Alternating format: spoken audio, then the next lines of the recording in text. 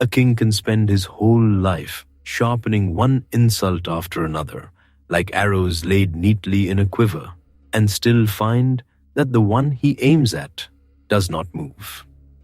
In a hall bright as dawn, before priests, sages, and crowned rulers from every direction, one man rises to speak against Krishna again. He has done it before. He will do it until the count is full. And above the stillness, unseen yet certain, a discus waits like a thought the sky has not released. So, before you get comfortable, take a moment to like the video and subscribe, but only if you genuinely enjoy what I do here. And let me know in the comments where you're tuning in from and what time it is for you. It's always fascinating to see who's joining us from around the world. Now, dim the lights, maybe turn on a fan for that soft background hum, and let's ease into tonight's journey together. You're inside the Great Hall at Indraprastha. The floor beneath your feet is cool and polished so smooth that it almost feels like still water. Lamps burn in long shining rows. Their flames tremble in the perfumed air, and the scent comes to you in layers. Ghee from the sacrificial fires, sandalwood rubbed warm on carved pillars, fresh lotus, hot metal from lampstands, and the faint, dry sweetness of garlands beginning to wilt at the edges. Beyond you, conch shells have just sounded. The note rolls through the rafters and lingers there, deep and white and trembling. It slips into your ribs. Then temple bells answer. Then the murmuring starts again, soft at first, then rising like bees in a flowering grove. Kings are everywhere. Silks rustle, gold glints. Heavy necklaces rest on broad chests, dampened by the heat. Courtiers move carefully between seated rulers, carrying trays, fly whisks, water vessels, and folded cloth. Then all the other things required when men decide ceremony must outrun common sense. This is royal India at full stretch. No one has chosen simplicity. And at the center of it all sits Yudhishthira, son of Dharma, calm-faced, grave, washed in firelight. This is his Rajasuya, the great right of sovereignty, the sacrifice by which a king does not merely rule his own city, but stands acknowledged by the wide earth. The roads have been crowded for days with chariots, elephants, horsemen, priests, banner-bearers, cooks, and drummers. Gift-laden carts grown under gold, ivory, embroidered cloth, jars of honey, sandalwood chests, and bright stones wrapped in wool. Everyone who matters has come. Several who think they matter have come too. You can feel the strain beneath the splendor. That is how these halls work. The brighter the jewels, the sharper the envy, the sweeter the incense, the easier it is to miss the scent of trouble until it is sitting beside you, wearing a crown. Servants pass with ladles of clarified butter for the sacred fire. Priests chant in measured tones. Their voices rise and settle like the breathing of the hall itself. Smoke from the offerings drifts upward in pale ribbons, collecting among beams carved with vines, birds, serpents, and gods. Then your gaze is drawn to him, Krishna. He's seated among the gathered heroes and elders, but the eye returns to him as if the whole hall has quietly agreed where stillness belongs. Dark, radiant, effortless, jewels at his chest, yellow silk falling in clean folds, a garland resting over him with the fragrance of forest flowers. He does not shift with impatience. He does not glance around to measure who is watching. He simply sits as though the noise of kings were no more troubling than wind passing over a river. And that, for at least one man in this assembly, is unbearable. You see him before he rises. Shishupala of Chedi, restless already, jaw set, fingers tapping once against the arm of his seat, then stopping when he notices himself doing it. A king dressed magnificently and wearing his anger as if it were another ornament. The gems at his crown throw back lamplight. His eyes do not soften. They have spent too many years turning one way whenever Krishna's name is spoken. You do not know all of it yet. Not the chamber where he was born under uneasy signs, not the promise given to his mother, not the old insult he has nursed until it became part of his breath, not the bride he expected and did not receive.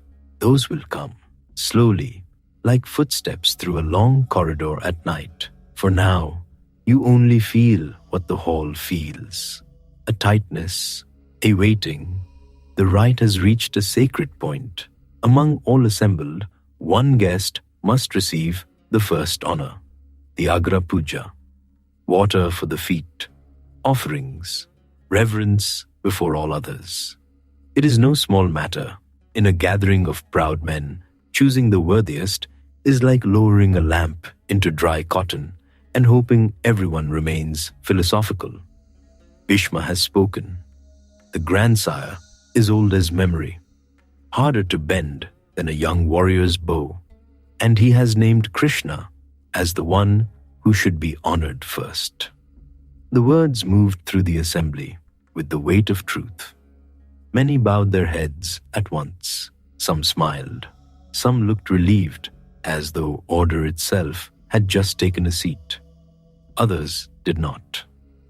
You can hear the little sounds now. A bracelet striking a thrown arm, a throat being cleared, the swish of silk as one king leans toward another, the faint clink of weapons worn ceremonially but still worn. This is, after all, the ancient equivalent of a family gathering where everyone arrives with elephants and unresolved feelings. Near the sacrificial space, the fires continue to glow. Priests feed them ghee. The flames answer with a soft rush. Heat presses against your face. Somewhere behind the rows of nobles, someone carries fresh jasmine into the hall, and for one brief moment, the whole place smells like night gardens after sun-baked stone. Then the lamp smoke returns, then the sweat, then the sharp green scent of crushed kusa grass under sandalwood trays. Krishna remains motionless. If he has heard the whispers hardening into objection, he gives no sign. His expression is clear, almost gentle. You might think him a cowherd resting under a tree, instead of the one before whom kings are asked to bow. But there is something else with him too, something quiet and edged, a promise remembered. Far from the noise of this hall, long ago in another chamber, a mother once begged him for mercy. A child had lain strange in her arms. Fear had filled the room. Krishna had taken that child up. He had made a vow then, soft and terrible in its patience. 100 offenses, he had promised, would be borne. 100. You can almost feel the count in the air now, though no tally board hangs from the rafters. Ancient courts did many things beautifully. Public scorekeeping of wounded feelings was one of them. Shishupala lifts his chin. He has opposed Krishna for years, not casually, not as a passing irritation, with devotion of another sort, the exhausting sort. Imagine waking every morning, adjusting your crown, hearing a conch at dawn, and finding fresh energy to remain offended by the same man. It is impressive in a deeply unhelpful way. Around him sit rulers who have known rivalry, defeat, wounded pride, broken alliances, stolen brides, lost chances, and the sour taste of hearing another man's praise sung in their own courts.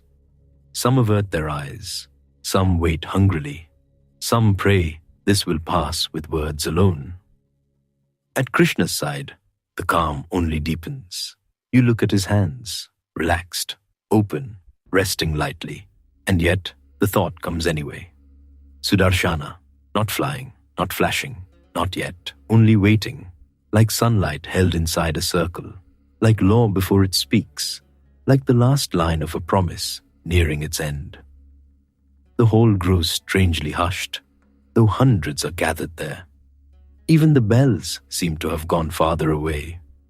The sacrificial fire gives a small sigh. Oil settles in a lamp.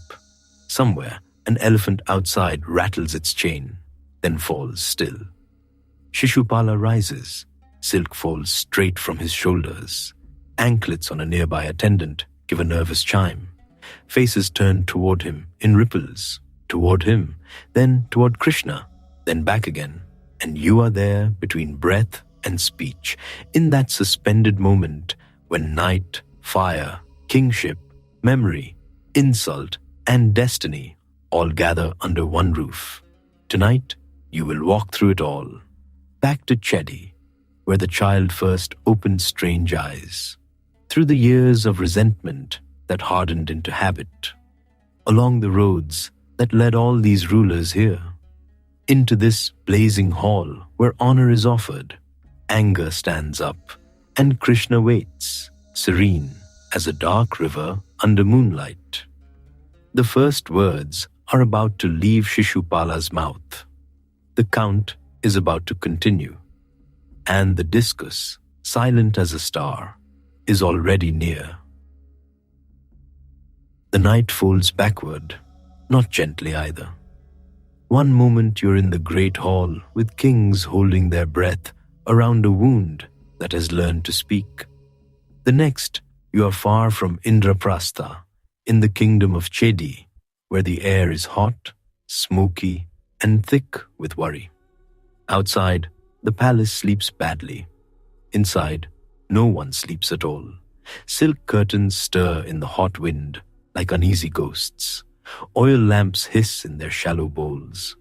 Somewhere in the corridor, a bronze water pot is set down too quickly, and the sharp ring of it makes two nurses flinch as though a bad omen has just cleared its throat. You can smell ghee, old incense, damp lotus paste, and the bitter edge of medicinal herbs crushed hours ago and forgotten on a tray. In the inner chamber, the queen has just delivered her son, and no one is saying congratulations. They are whispering, they are staring, they are trying very hard not to let their faces become the thing everyone else remembers. The child lies on a folded cloth, the color of cream. He is warm, he is alive, he is crying with the full offended force of new life. But he is not as the women expected. Extra limbs crowd his tiny body. Another eye stares from his brow. The nurses draw back first, then lean in again, because duty is duty, even when fate arrives, looking like a fever dream. One old midwife mutters a prayer so fast, the words trip over one another. Another makes the mistake of looking toward the doorway, as if misfortune might still be persuaded to leave if nobody meets its gaze. It does not leave. It has already been wrapped and placed beside the mother. You are there in that close room where everything feels louder than it should. The rustle of cotton, the small wet breaths of the child, the queen's own breathing, ragged with exhaustion. Sweat cools on the stone floor beneath drifting lamp heat. A fly circles once, thought better of it, and disappears into shadow. The queen of Chedi turns her face and sees her son clearly. Her body has no strength left for performance, no royal composure, no queenly distance, only that stunned animal grief that comes when love arrives at the exact same moment as fear. She reaches for him anyway. Of course she does. Mothers in these old palaces were expected to be many things: auspicious, dignified, fruitful, calm. But before all of that, before jewels and protocols and the long machinery of dynasty, there is this simple, ferocious instinct. The child is hers, strange or not, blessed or cursed, beautiful or terrible to everyone else. Her hands shake as she touches his cheek. The child quiets for a moment, then cries again, indignant at the entire arrangement. Fair enough. Being born is upsetting enough without extra limbs and a room full of panic. News moves through a palace faster than monsoon water through broken earth. Before dawn has properly colored the sky, the king knows. Then the priests know. Then the old women who know everything know. Then the guards at the gate know, though they pretend not to. Servants carry linen with the careful, over-serious faces of people who would very much like to overhear more. A prince has been born in Chedi, a prince unlike any seen before. The courtyards grow hushed. Even the peacocks seem to cry more sharply that morning. Soon the chamber fills, then empties, then fills again with those allowed near enough to witness without touching. Priests study the child with narrowed eyes and cautious mouths. Astrologers ask for the exact hour. An uncle murmurs that unusual births sometimes mark unusual greatness, which is a brave thing to say when everyone is already halfway to bolting.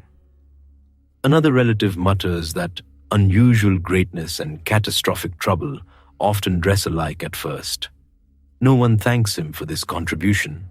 The queen hears fragments, omens, portents, destiny, danger, the usual comforting vocabulary of royal households. She wants none of it. She wants someone to tell her whether her son will live. She wants someone to tell her whether he will suffer. She wants, impossibly, the world to become ordinary again. Morning comes fully. The light through the carved screens turns cold and dusty. The chamber smells now of milk, warm cloth, and wilted jasmine garlands that were brought in for celebration and have found themselves attending something stranger. The baby sleeps, then startles, then sleeps again, his unusual form rising and falling under fine linen. And then, into this room full of held breath, comes another relative. Krishna. He is not yet the still center of the Rajasuya hall you have seen. Not yet the man whose silence can frighten kings more than argument. Here he comes as kin, known by the household, received with the kind of mixed urgency reserved for someone both beloved and necessary. The chamber changes when he enters, not loudly, the way a room changes when a lamp is trimmed and suddenly burns steady. The attendants bow, the priests shift. The king steps forward. With relief, he tries to hide under etiquette. The queen, propped on cushions and pale from labor, lifts her tired eyes toward him with something rawer than protocol. Hope is always least dignified. At the moment, it matters most. You feel it in the room like heat before rain. Krishna comes near the child. No dramatic thunder, no booming declaration from the ceiling. Just the soft clink of ornaments as he bends, the scent of sandalwood from his skin, the low murmur of women making space around him. He looks down. The child looks up with that strange third eye open on his brow, as if even newborn confusion has arrived over-equipped. For a moment, no one moves. Then Krishna lifts him. That is all. He gathers the child into his lap, one hand beneath the small back, one supporting the head, easy as if he has done this 1,000 times. And in that simple act, before the women can even decide whether to gasp, the impossible begins to loosen. The extra arms withdraw. The added eye disappears. The body reshapes itself with quiet certainty, as though some knot tied before birth has finally been untangled by touch. The nurses cry out first. The king stumbles forward a step. The queen pushes herself upright too quickly, winces, and does not care. You can feel the room tilt from dread into astonishment. Silk whispers, bracelets knock together. Someone begins to laugh from sheer relief and then turns it into sobbing halfway through. A priest drops a flower tray. Marigold petals scatter over the floor like little suns. The child, now whole and ordinary in form, yawns, as if all this terror and miracle has merely interrupted a nap. It is almost funny. Royal households are always preparing for grand signs, comets, thunder, voices from the sky. And often the gods choose something much more infuriatingly intimate. A baby in someone's lap, a room full of stunned relatives, a yawn.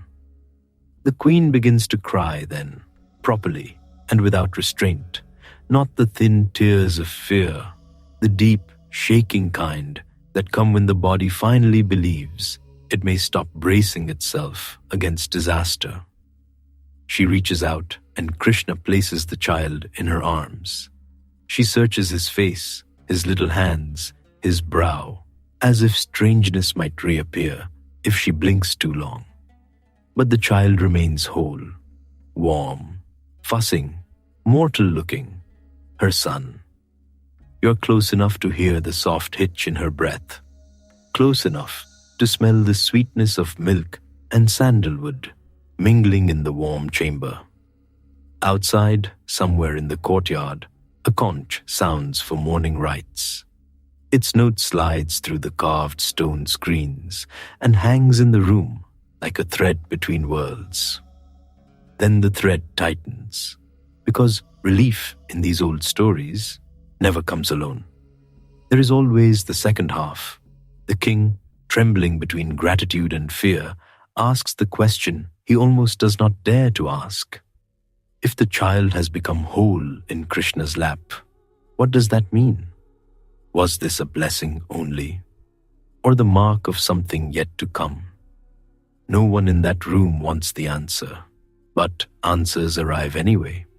The voice that speaks it is not shouted. It does not need to be. Some say it came from the unseen. Some say it settled over the room like certainty. However it came, every person there understood. The one in whose lap the child became whole would also be the one by whose hand his life would end. The words pass through the chamber like cold wind through a lamp flame. No one breathes for a heartbeat.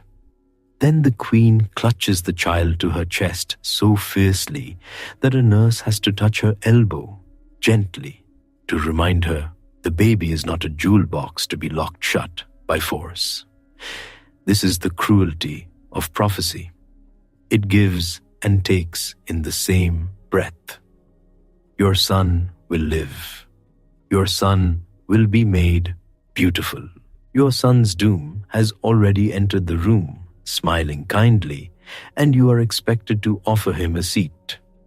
The king's face goes grey beneath its royal calm. The priests look down. One attendant begins muttering protective mantras under her breath.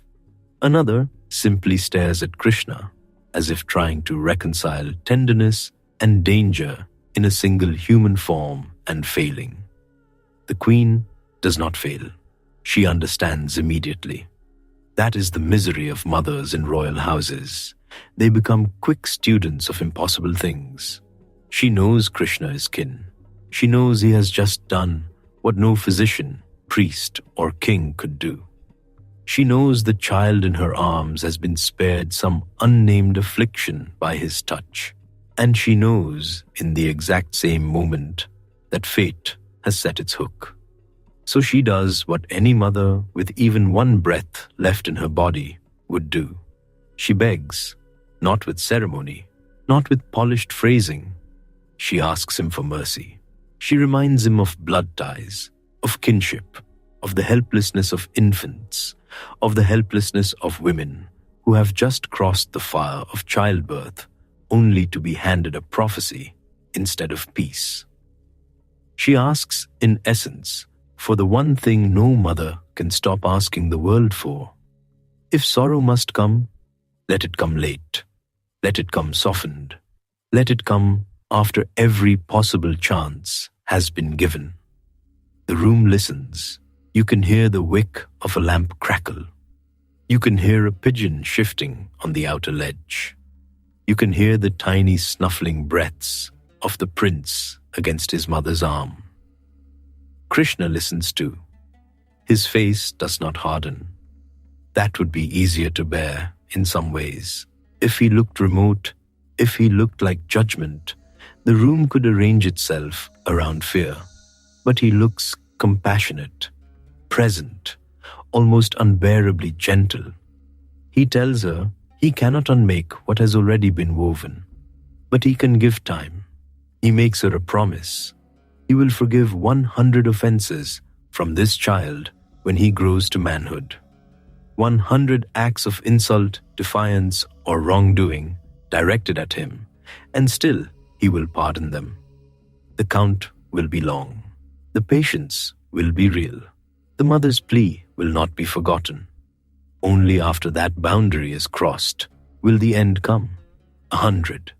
The number lands in the room with strange weight. For the attendants, it sounds enormous. For the priests, it sounds precise. For the mother, it sounds like life itself. 100 offenses means years.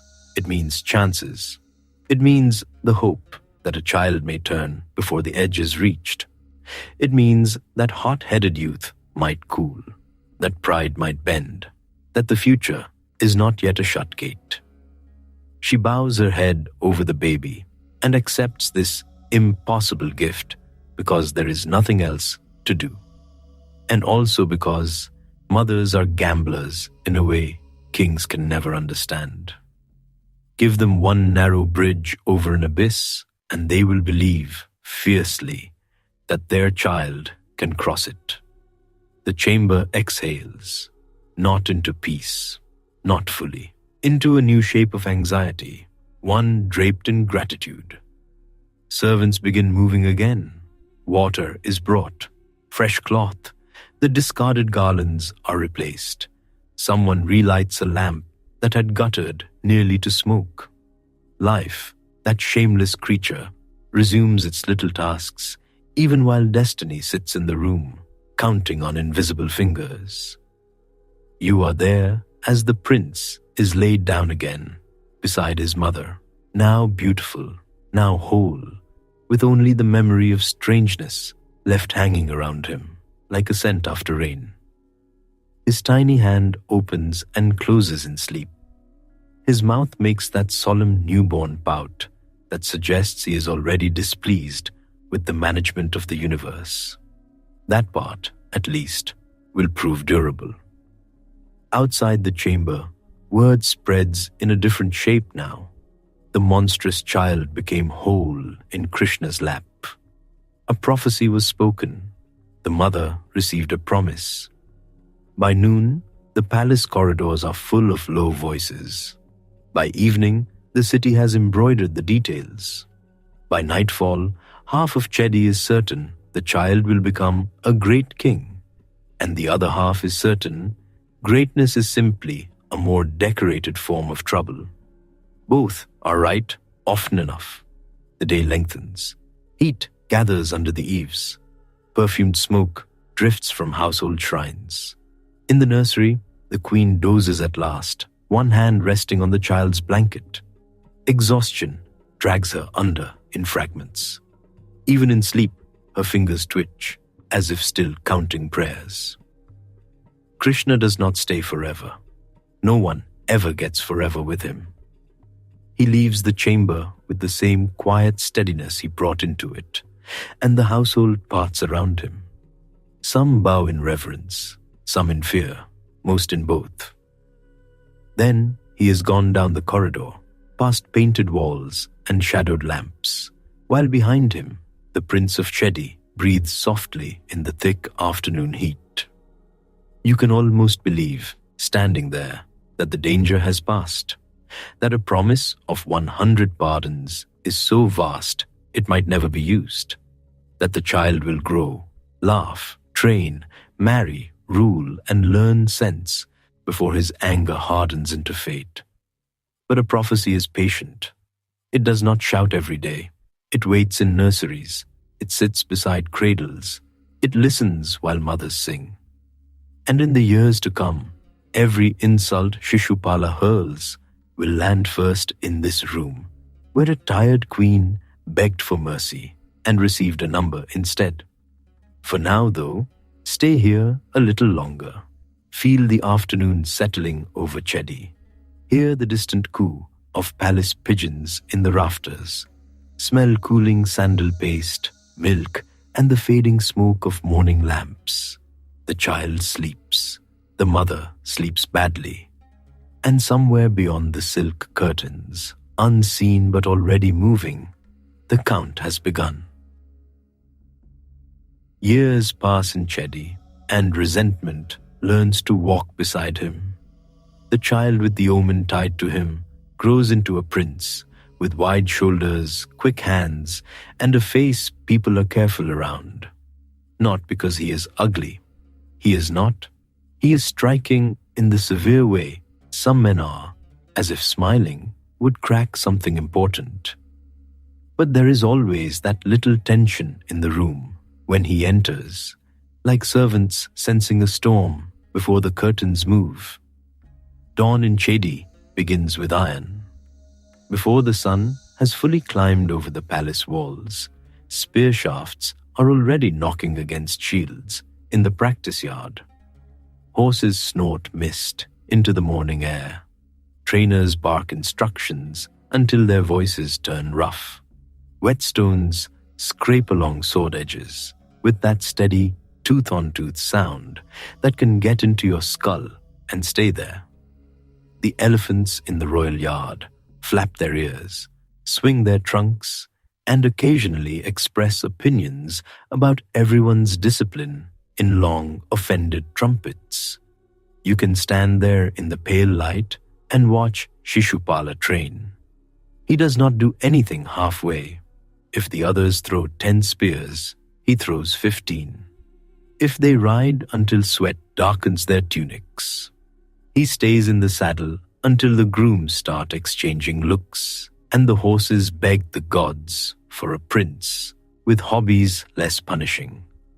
He learns the movements expected of a king, how to greet envoys, how to weigh tribute, how to sit through arguments about grain roots without visibly dying of boredom, how to make a judgment sound inevitable even when he made it 2 breaths earlier. He learns too the heavier thing, expectation. It settles on him early and never really lifts. The crown, even before it sits on his head, is already there in invisible form, hot, tight, and forever asking whether he is enough. In court, old men with careful beards speak of lineage and prestige. They speak of marriages that must be made, borders that must be secured, rival kings who must be handled with either silk or steel.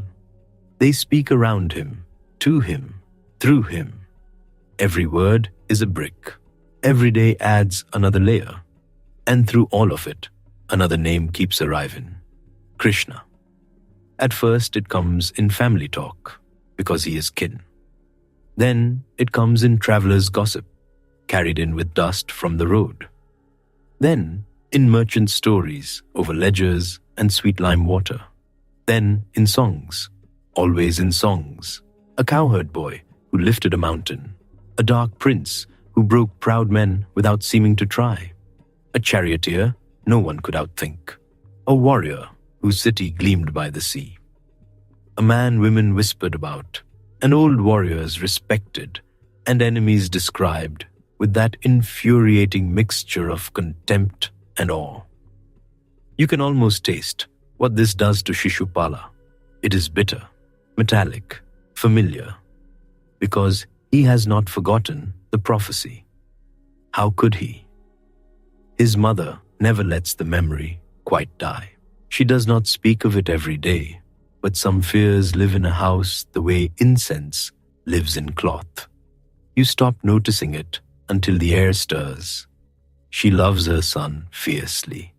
That part is simple, but fear has sat beside that love from the first. So when Krishna's name rises in the hall, you may see something flicker across her face before she smooths it away. And Shishupala sees it too. A child notices where fear points. A young man remembers. He grows up not merely hearing of Krishna's greatness, but hearing it against himself. That is the poison. It would almost be easier if Krishna were a monster. Monsters are clean. You know where to place them. But Krishna keeps appearing in stories as the one who rescues, outwits, protects, dazzles, wins. He is praised by people Shishupala needs to impress, admired by people Shishupala wants beside him, trusted by kings who should, in Shishupala's opinion, know better. And that means resentment becomes work. Daily work. You wake up, you govern, you train. You dress for court in layered silk, while attendants fasten gold at your wrists. You listen to disputes about grazing rights. You receive a caravan from the west. And somewhere before noon, someone says Krishna's name with that softened voice people use for the moon or rain in summer. Exhausting. There should be awards for long-term offense. None are ever given. In the great hall of Chedi, polished pillars hold up a roof painted with lotuses and hunting scenes. Courtiers move like bright fish through the light. Red turbans, white cotton, jeweled belts, pearl strings at the throat. Perfume hangs under the heat of the day. Sandalwood, camphor, lamp smoke, crushed flowers already beginning to wilt. Petitioners wait with folded hands. Ministers murmur, scribes scratch notes onto palm leaf, and then some envoy from somewhere mentions Dwaraka, or a messenger reports that a dispute was settled only because Krishna intervened, or a visiting bard, fat with confidence and clarified butter, begins a performance, and somehow, by the third verse, arrives at Krishna again. You can watch Shishupala's jaw tighten. He does not always explode. That is important. Some resentments become stronger by being polished in silence. He learns to laugh at the wrong moments, to ask pointed questions, to let just enough contempt slip into his voice that everyone hears it and no one can quite object.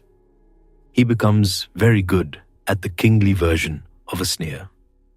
By the time he comes fully into power, that bitterness has settled into him like dye into cloth. Chedi prospers under him because wounded pride and competence are not enemies. In fact, they often travel together. Granaries are maintained, patrols are sent, taxes are collected, alliances are pursued. The army drills hard, roads are watched. He is no fool, and this makes everything more dangerous. A lazy king burns himself out quickly. A disciplined, offended king can remain offended for decades. The palace stables fill with strong horses from good lines. The elephant corps is kept in excellent condition. Spearmen move in clean ranks across the yard. Armorers hammer in the shade, while sparks jump gold in the dimness. Standards of Chedi snap in the hot wind. You walk the outer grounds at midday, and the heat presses against your skin like a hand. Dust rises from every passing hoof. The stone under your sandals is warm. From the kitchens comes the rich smell of rice, lentils, ghee, cumin blooming in hot oil. From the barracks comes sweat, leather, and the soured dignity of men pretending they are not tired. From the women's quarters drift jasmine and gossip, both equally persistent. This is the world in which Shishupala becomes himself, a king, a rival, a man who can no longer tell where his injury ends and his identity begins. Then comes Rukmini. Even before you see her, you hear her described. Vidarbha's jewel, graceful, learned, radiantly beautiful. The kind of princess whose marriage can tilt the balance among kingdoms. Her name moves through royal circles, the way the first cool wind moves before rain. Everybody notices. Shishupala notices more than most. This match matters. A bride like Rukmini is not only a bride, she is prestige, alliance, legitimacy, splendor, walking in silk. To marry her would place another bright stone in the crown of Chedi. It would bind houses together. It would tell the watching world that Shishupala was not merely enduring in power, but ascending. Arrangements gather around the possibility. Letters travel. Messengers bow low. Elders approve. Friends congratulate him before anything is fully secure, which is the ancient royal custom of tempting disaster. And Shishupala begins to picture it. The procession, the drums, the garlands, Rukmini beside him, the murmured approval of kings who had once measured him against Krishna and would now have to reassess. He can already feel the satisfaction of it. Then, like a hand snuffing a lamp, Krishna enters the matter. Word arrives first in fragments, because news always does. A priest looking uneasy, a messenger riding too hard. Someone heard that Rukmini had set her heart elsewhere. Someone heard that a letter was sent in secret. Someone heard that Krishna had been named. The palace air changes. Servants move more carefully. Courtiers lower their voices. The heat feels sharper somehow. Even the peacocks in the garden sound rude. Shishupala goes anyway. Of course he goes. Kings do not abandon weddings because rumor starts muttering in corners. If they did, half the marriages in Aryavarta would collapse before the turmeric paste dried. So he arrives among assembled royalty, splendid and prepared. The day blazes. Silks flash like fire in the sun. Banners snap over the crowd. Horses stamp, their harness bells chiming. Priests stand ready with sacred water and mantras. And under all that ceremony, everyone is waiting to see whether the day will proceed normally, which is usually the first sign that it will not. You are there in the uneasy brightness of it. You smell marigolds warming in the heat, horse sweat, trampled grass, and the faint sweetness of incense fighting a losing battle against the sun. You hear armored men shifting their weight, gold ornaments clicking softly, flies insisting on their rights as equal participants in royal events. Then she comes. Rukmini moves toward the temple, adorned for marriage, and every eye follows. She is calm in the way a drawn bow is calm. Beautiful, yes, but more than that. Decided. And before the gathered kings can settle their own thoughts, Krishna is there, quick, certain, almost offensively effortless. He lifts her into his chariot before outrage has fully found its voice. Wheels bite the earth, horses surge, dust leaps up in a golden sheet. By the time men begin shouting, he is already becoming distance. Imagine the faces, one king still holding ceremonial flowers for no useful reason at all, another trying to climb into his chariot with such dignity as can be managed when panic and silk are involved. A third yelling for weapons while his driver is clearly on the other side of the courtyard having a snack.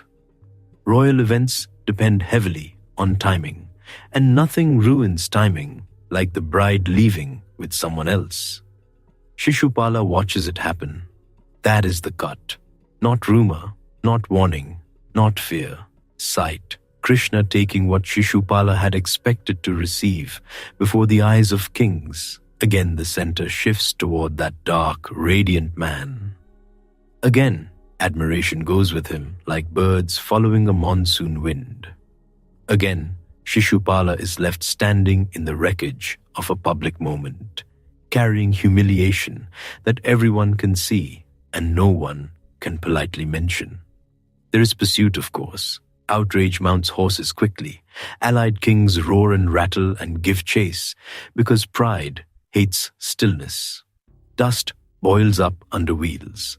The air fills with conch blasts, commands, clashing arms. But the day belongs to Krishna. It was decided before most of them understood. They were too late. When the chase breaks apart and defeat settles over the road, the silence afterward is vicious, not empty, vicious. Men dismount hard. Servants avoid their master's eyes. Some king somewhere blames his driver. Another blames the horses. Another blames omens, because omens never answer back. And Shishupala, he carries home a fresh wound, laid directly over the old one. Back in Chedi, the court receives him with all the care one gives a man returning from a ceremony that exploded in public. No one says too much. This is wise, but quiet can sting as much as laughter. The musicians play softly, the lamps are trimmed, food is served on gold and silver, though appetite does not always attend rank. Shishupala sits beneath the weight of jewels and expectation and says little. Inside, the offense grows roots. From then on, Krishna's name is no longer merely irritating. It is intimate, personal, a daily abrasion. Bards sing of Rukmini in Dwaraka now. Queen beside the man Shishupala cannot escape hearing about. Messengers bring reports of Yadava strength. Kings choose alliances. Priests praise fortune. Women in private speak of Krishna's beauty and daring with exactly the kind of sigh that should be banned from royal politics. You can feel how impossible this becomes for Shishupala. He cannot stop hearing of Krishna. He cannot stop measuring himself against Krishna. He cannot stop remembering. Pride hardens. By evening, he sits in council with men who dislike the Yadavas and finds the company soothing. Resentment loves an audience. Around certain fires, Krishna is mocked. His rise is called inconvenient. His methods are called arrogant. His victories are discussed with narrowed eyes and flat voices. Shishupala settles into those circles as if into shade after brutal sun. This is how a grievance becomes a household god. You feed it, dress it, consult it. Soon enough, it is seated beside you, wherever you go. Years continue their patient march. Campaigns are planned, treaties shaped, rivals watched. Seasons turn. Monsoon drums on palace roofs, then withdraws, leaving the earth breathing steam. Winter mornings bring a little mercy to the air. Summer returns and lays its hot hand over everything again. Shishupala grows older, more established, more formidable, also more fixed. He has trained himself into offense the way others train themselves into prayer. A lesser man might have tired of it, not him.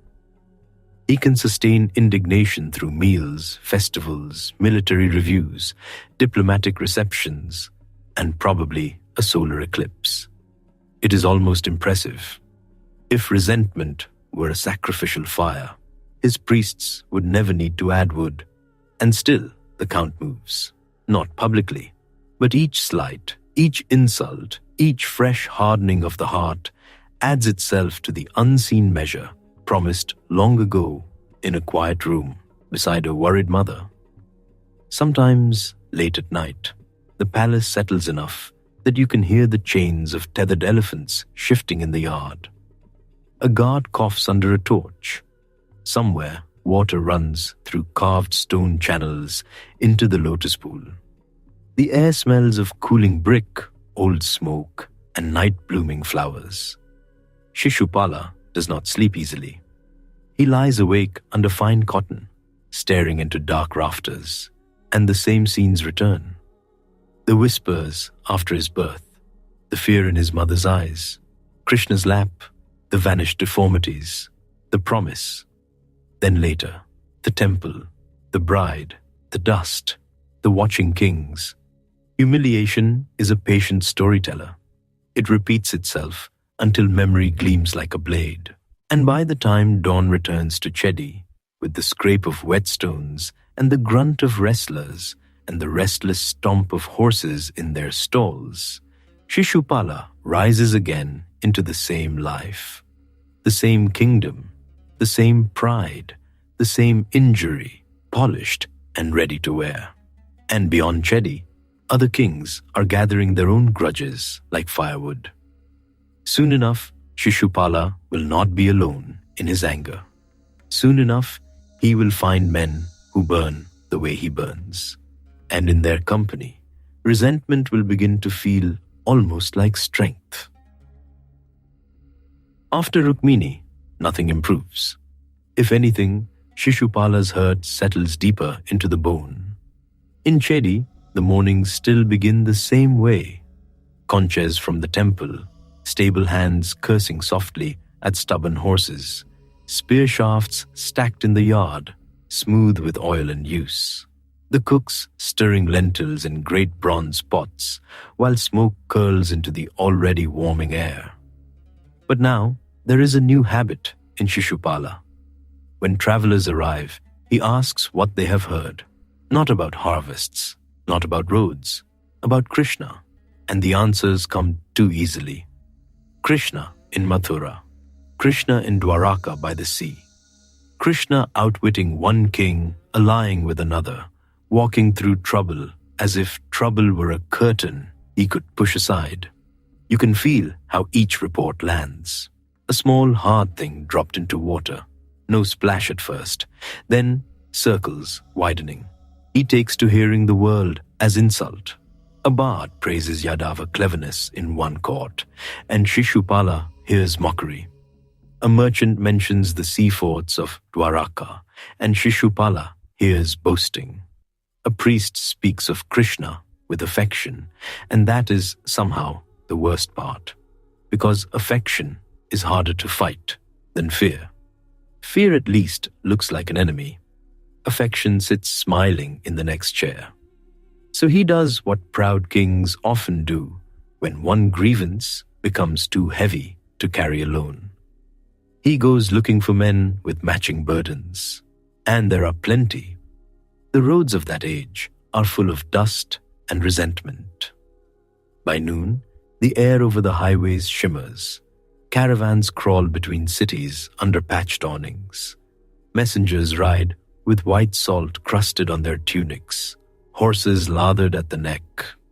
In the inns, overwatered buttermilk and flatbread, names pass from mouth to mouth like gaming pieces. Kamsa is gone. Mathura changed hands. The Yadavas have moved west. Krishna cannot be cornered. Krishna has done this.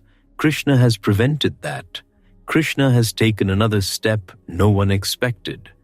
And every ruler who has ever been crossed, embarrassed, outmaneuvered, or merely denied the pleasure of getting his own way, begins to lean forward when the name is spoken. That is how Shishupala finds himself more often in the company of Jarasandha, king of Magadha. If you stood beside Jarasandha's camp before dawn, you would know at once that this is not a man accustomed to hearing the word no. Fires burn low in long trenches. Elephants sway in their chains like moving hills. Armorers squat by red coals, hammering rivets back into place. The smell is iron, horse sweat, wet leather, and wood smoke caught under fog. Then the light comes, not soft, metallic, grey along the spearheads first, then pale gold across banner poles, then sudden fire on polished chariot rims. You can hear the camp wake in layers. A groom calling for feed, a commander barking the watch change, the heavy flap of standards snapping as morning wind arrives over the plain. Somewhere, someone is already arguing about rations as if the fate of kingdoms depends on barley measures. To be fair, sometimes it does. Jarasandha moves through all this like a man built out of certainty. He has reasons of his own to oppose Krishna.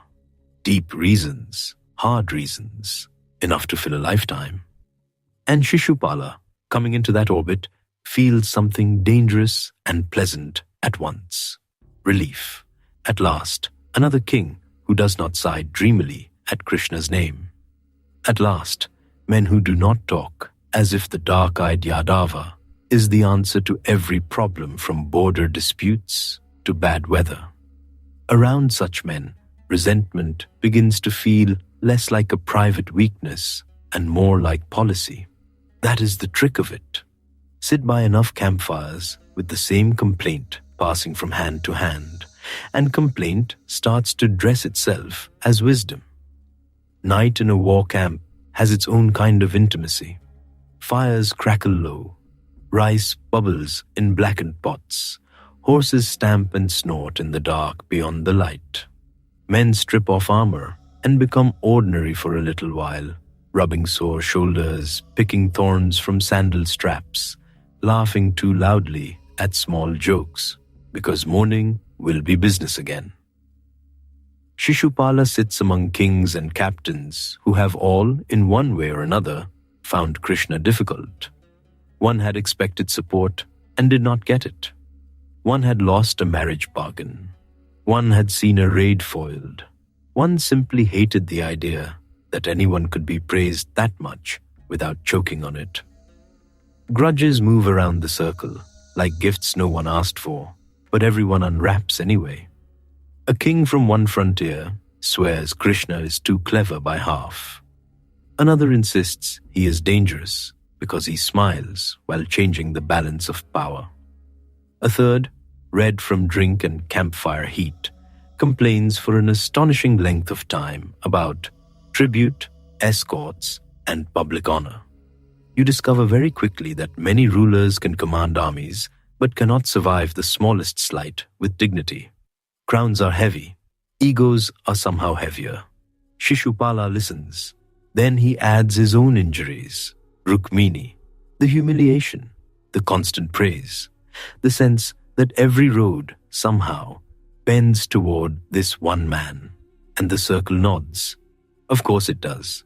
Agreement is warm. Agreement is sweet. Agreement tells you that your anger is not ridiculous. Agreement makes your old wound sound like a noble cause. You are sitting there in the firelight with them, hearing bangles clink as servants pour water, smelling cumin and ash and the sour tang of sweat dried into quilted armor. Above the camp, the stars look cold and remote. Below them, men speak as if the world can be steadied by sharing the same dislike. Shishupala leaves such nights taller than he arrived. Not wiser, taller. There is a difference. And Jarasandha encourages it simply by being there. Magadha is no minor kingdom. Its roads are broad, its granaries full, its fortresses sit hard against the land as if they grew from rock. Girivraja itself, ringed by hills, fields made for stubbornness. When you approach its gates, dust coats your ankles, and the stone holds the day's heat even after sunset. Trumpets sound from the walls. Guards in crested helmets watch everything. Inside, the courtyards are busy from dawn to dark. Petitioners wait beneath carved awnings. Messengers arrive with cracked lips and filthy hems. Scribes bend over palm leaf records. Elephants are washed in yards where the water runs muddy under their feet. And always, always plans. Whom to pressure, whom to reward, whom to threaten, which ruler may join, which one wavers, which road can carry an army before the monsoon breaks it into rivers. This is the world Shishupala likes best. Men leaning over maps, fingers tapping borderlands, old grudges given fresh polish under official seals. No one says they are nursing hurt feelings. Certainly not. They speak of order, alliances, obligations, insult to rank, balance among kings. Very grand words, very useful words. Underneath them, the same old fire. Jarasandha becomes the great pole around which many of these angers gather. He has power enough to make opposition feel practical. That matters. It is one thing to grumble in private chambers. It is another to stand beneath a king whose war drums can shake a region awake. And Shishupala thrives in that weather. When he rides with allied rulers, the roads themselves seem to approve. Dust rises in golden sheets under hooves. Chariot wheels bite into packed earth. Standard-bearers keep pace beneath emblems of boar, lion, serpent, sun.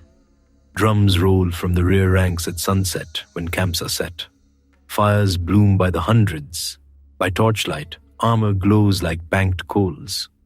You can feel why men mistake this for invincibility.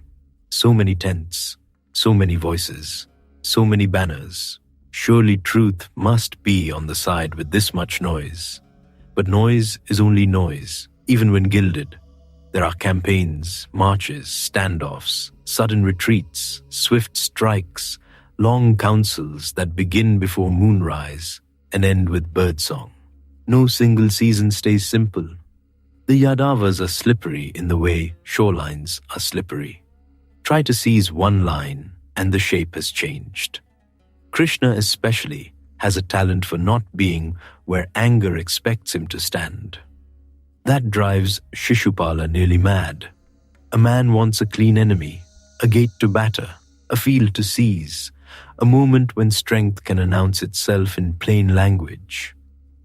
Krishna keeps refusing the plain language. He shifts cities, he forms alliances, he acts before others finish boasting that they will act. It is exhausting to hate someone who does not hold still. More than once, riders come in after dark with fresh news, and the whole camp changes temperature. A lantern is brought. Another. Men who had been half asleep are suddenly upright. One hand still in their cloaks, the other reaching for the message. A border lord has switched sides. A convoy has slipped through. A planned encirclement has opened like rotten stitching. Someone mutters a prayer. Someone swears. Someone blames scouts. Someone else blames fate, which is what men blame when they are too proud to blame themselves. And Shishupala, hearing Krishna's name tangled through it all, doubles down. He cannot retreat now, not in his own heart. Too much of him has been built around refusal. When dawn finds these camps after nights of bad news, the world looks almost beautiful in spite of everyone's temper. Mist lies low over the ground. Dew pearls on tether ropes. A pale sun lifts behind spear forests and turns every droplet bright for one brief breath. Men wash sleep from their faces in cold basins and pretend they are fresh. Priests murmur blessings over standards. Cooks slap dough onto hot stones. Somewhere, a horse sneezes on a nobleman's cloak, which is one of the few honest moments in warfare. You stand there in the chill and understand something without anyone saying it aloud.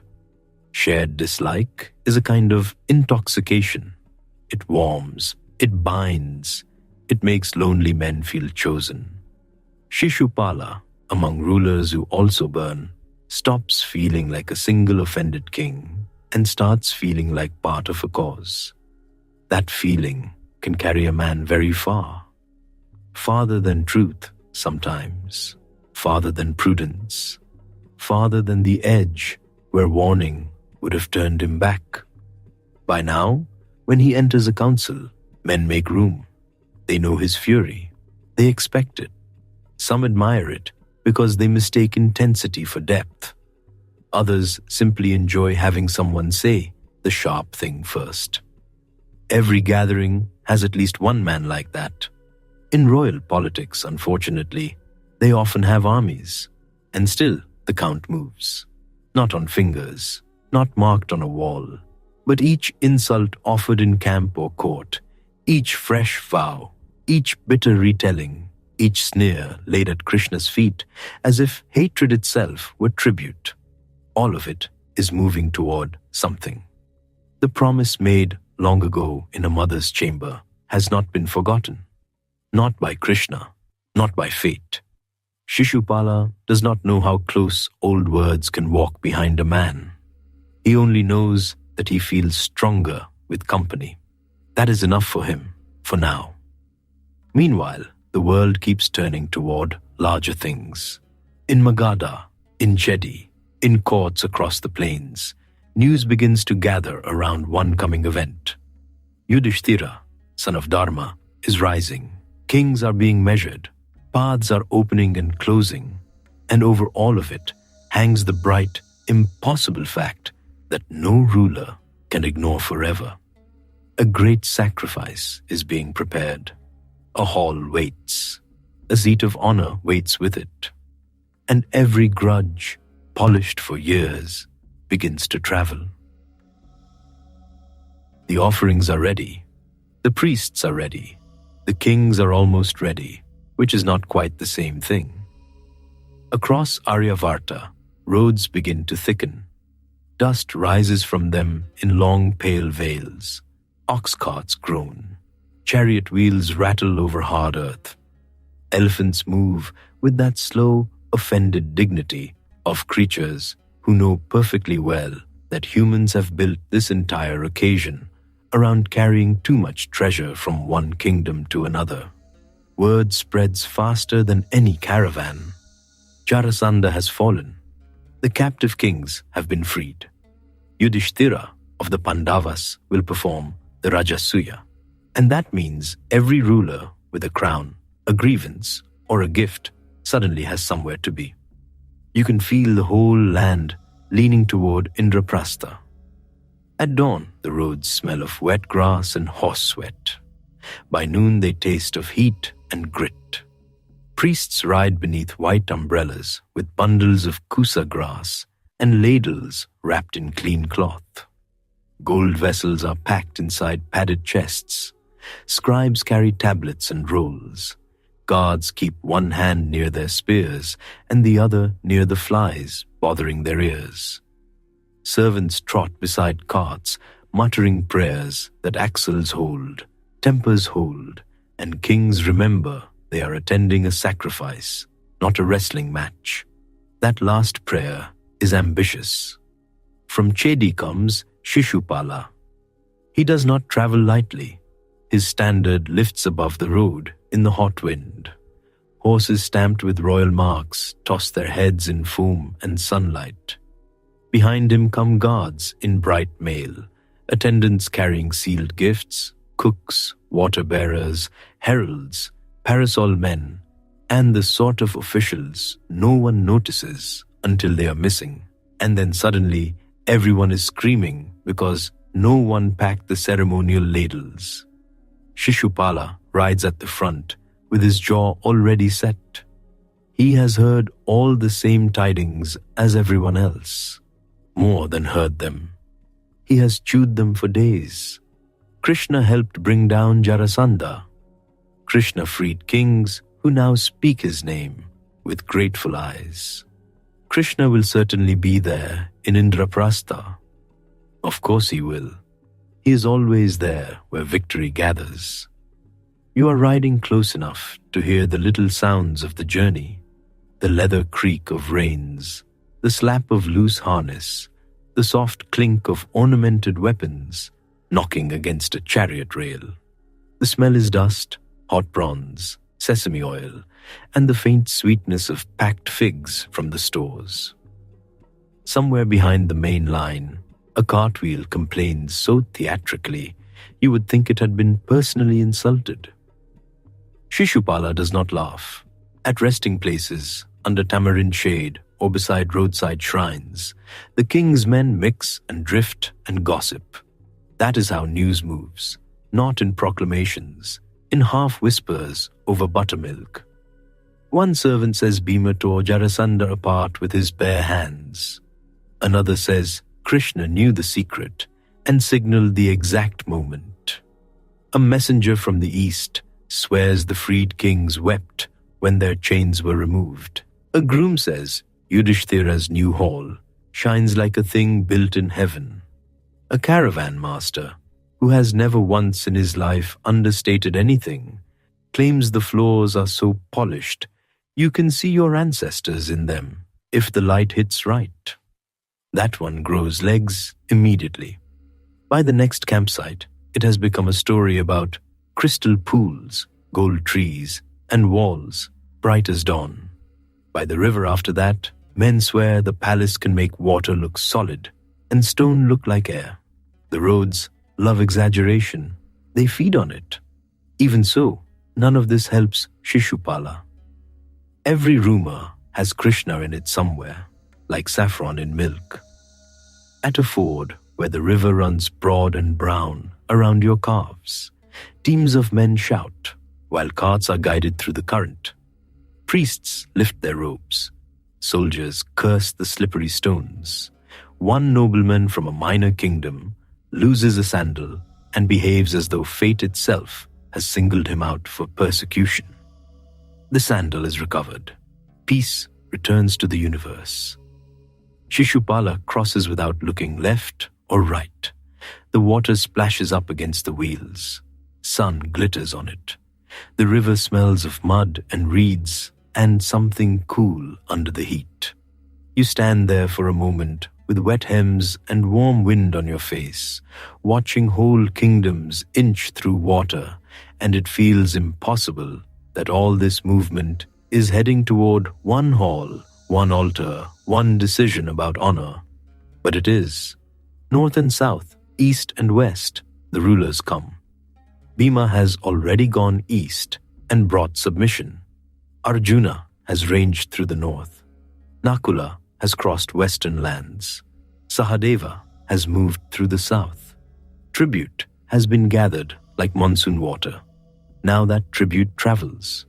There are carts under heavy cloth, and under that cloth are bowls worked in gold, ivory carvings, sandalwood boxes, embroidered garments, bright gems sleeping in darkness, conch shells, skins, spices, jars of honey, tusks, swords with jewel-set hilts, and horses so carefully groomed they seem offended by ordinary sunlight. You smell cardamom when a crate shifts open. You smell cedar when a lid lifts. You smell elephants long before you see them. At night, the caravan camps spread like small cities. Cook fires blink across the dark. Rice boils. Lentils thicken. Men oil bowstrings. Priests chant under their breath, keeping the sound low and steady, like a lamp protected from wind. Horses stamp and snort in their lines. Somewhere, a bard begins a song of kings and gets corrected by 3 drunk guards before reaching the second verse. The stars look on with the patient expression of stars, which is to say, none at all. Shishupala sits in councils of travel. There are always practical matters. Which ford is safe? Which village can supply fodder? Which road is firm enough for loaded wagons? But practical talk does not stay practical for long around kings. Soon enough, someone mentions precedence. Who will sit closest to Yudhishthira? Who will be honored first?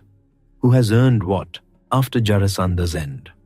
Who is merely fortunate enough to be related to greatness? That last one lands like a dropped knife. No one says Krishna's name immediately. They circle it. Then someone says it with too much ease. Shishupala goes still. You can feel the camp change, not loudly, quietly. Men become interested in their cups. A groom suddenly discovers an urgent need to inspect a tethering peg. Someone coughs into the dark, as if that will make royalty less combustible. Shared dislike had felt sturdy enough in war councils. On the road, under stars, after victories have shifted the balance, it feels thinner. Jarasandha is gone. That matters. Old alliances breathe differently now. The farther the caravan rolls toward Indraprastha, the more the land itself seems to prepare. Roads improve, wells are cleaned, trees near the approach bear fresh streamers. Villagers gather to watch processions pass, children perched on walls or fathers' shoulders, eyes wide at the elephants and parasols and glinting mail.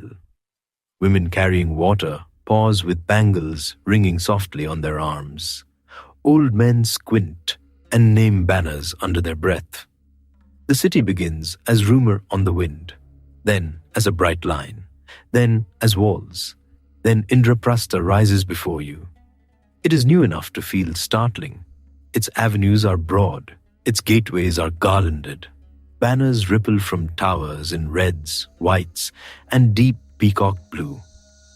The sun catches on polished surfaces until the whole place seems to hold daylight longer than the fields around it.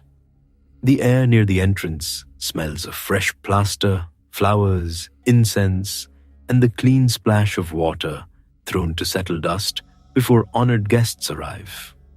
Trumpets sound, conches answer.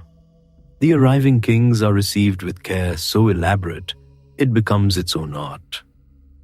Attendants lead animals away to shaded enclosures. Scribes note gifts. Stewards guide visiting courts to their quarters. Water is brought for washing feet. Oil lamps are trimmed. Seats are assigned. Messengers hurry in every direction, carrying names, instructions, corrections, and, no doubt, several contradictory opinions at once. Yudhishthira means for this sacrifice to hold the world together for a moment, so everything must be in order, which is exactly why disorder can smell opportunity. You enter the great hall and understand, all at once, why men had been talking nonsense on the road and still somehow failing to exaggerate enough. The floor gleams like still water. Then you look twice and realize it is stone or crystal or some trick of art so exact your eyes stop trusting themselves. Columns rise bright as ivory, inlaid with gems that catch fire from the lamps. Garlands hang in loops from beam to beam.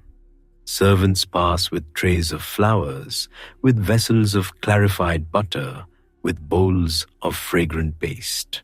Somewhere deeper inside, sacrificial fires are already fed, and the smell comes to you in warm waves. Ghee, smoke, barley, sandalwood, and the dry sacred scent of kusa grass. You hear chanting, measured, ancient, steady enough to settle the pulse. This is no ordinary royal feast. The Rajasuya is a mountain of ritual. Every step has its moment. Every moment has its keeper. Priests move with grave precision, robes clean, hair tied, hands practiced. Fires are kindled in proper order. Offerings are measured. Water is sanctified. Seats are arranged by rank, lineage, and honor. A man whose only job is apparently to know where another man should sit walks about with the severe expression of someone carrying the fate of empires in his memory. Honestly, he may be. You stand where the hall opens toward the sacrificial enclosure, and the whole place hums. Silk rustles, gold ornaments tap softly against wrists and throats. Anklets ring and then fall silent. Fan-bearers move in smooth rhythms. The stone underfoot is cool despite the heat of the day. From somewhere outside comes the distant cry of peacocks, and kings keep arriving. Some come grateful, remembering prison and release. Some come cautious, watching everything. Some come pleased to be included in a glory large enough to be remembered for generations. Some come because absence would look like weakness, and one comes with offense, packed more securely than his gifts. Shishupala enters the hall of Indraprastha, and his eyes do not soften. He sees wealth, order, acclaim. He sees the Pandavas enthroned in success. He sees their allies. He sees before long Krishna. Not yet in the center of the storm. Not yet, but present, calm, composed, moving through the ceremony with that infuriating ease of a man who never seems to arrive anywhere uncertain of his place. That is enough. The old wound wakes fully. You can almost feel it rise from him, like heat from stone after sunset. There are courtesies, of course, formal greetings, exchanges of respect, offerings presented and accepted. Shishupala performs what must be performed. He is too royal to forget himself immediately, but bristling can be very dignified when a king does it properly. It lives in the shoulders, in the mouth, in the way a man acknowledges another without giving him the satisfaction of warmth. Near him, other rulers glance and glance away. They know. Everyone with ears knows. The hall is magnificent, yes. The sacrifice is holy, yes. The gathering is unparalleled, yes. And still, there runs beneath it all a very human current. Someone is going to take offense. Someone is going to decide that a hall this grand has become even grander because it now contains his indignation. The certainty of it sits in the air like the promise of rain before the monsoon breaks. Outside, more carts arrive. Inside, priests continue. Days move in stately succession. Offerings are made to fire. Gifts are distributed. Brahmins are fed. Kings are housed and honored. Drums sound at appointed times. Conches call men to rites. Cows low in the outer enclosures. Kitchen courtyards roar from before sunrise, where cooks stand over vast pots with faces shining from steam and heat. Rice, milk, ghee, sugar, greens, roots, fruits, cakes sweetened with jaggery. Whole armies could be fed from these kitchens, and for a while it seems they nearly are. The smell alone could make a sage remember worldly life. You pass from bright courtyard to shaded corridor, from sacrificial smoke to lotus-cooled pools, from the stern rhythm of ritual to the endless practical miracle of hospitality. This king needs quarters for 50 men. That one insists on a separate cook. Another has brought a parrot that bites servants of lower rank but flatters ministers. Somewhere, a treasurer is smiling with his mouth and aging with his eyes. Indraprastha carries it all.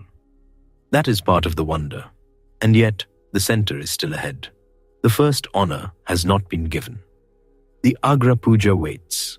Who among all assembled will be marked as foremost? Who will receive the water, the worship, the recognition that says before gods and men, this one stands above the rest? That question walks through the hall, wearing invisible feet.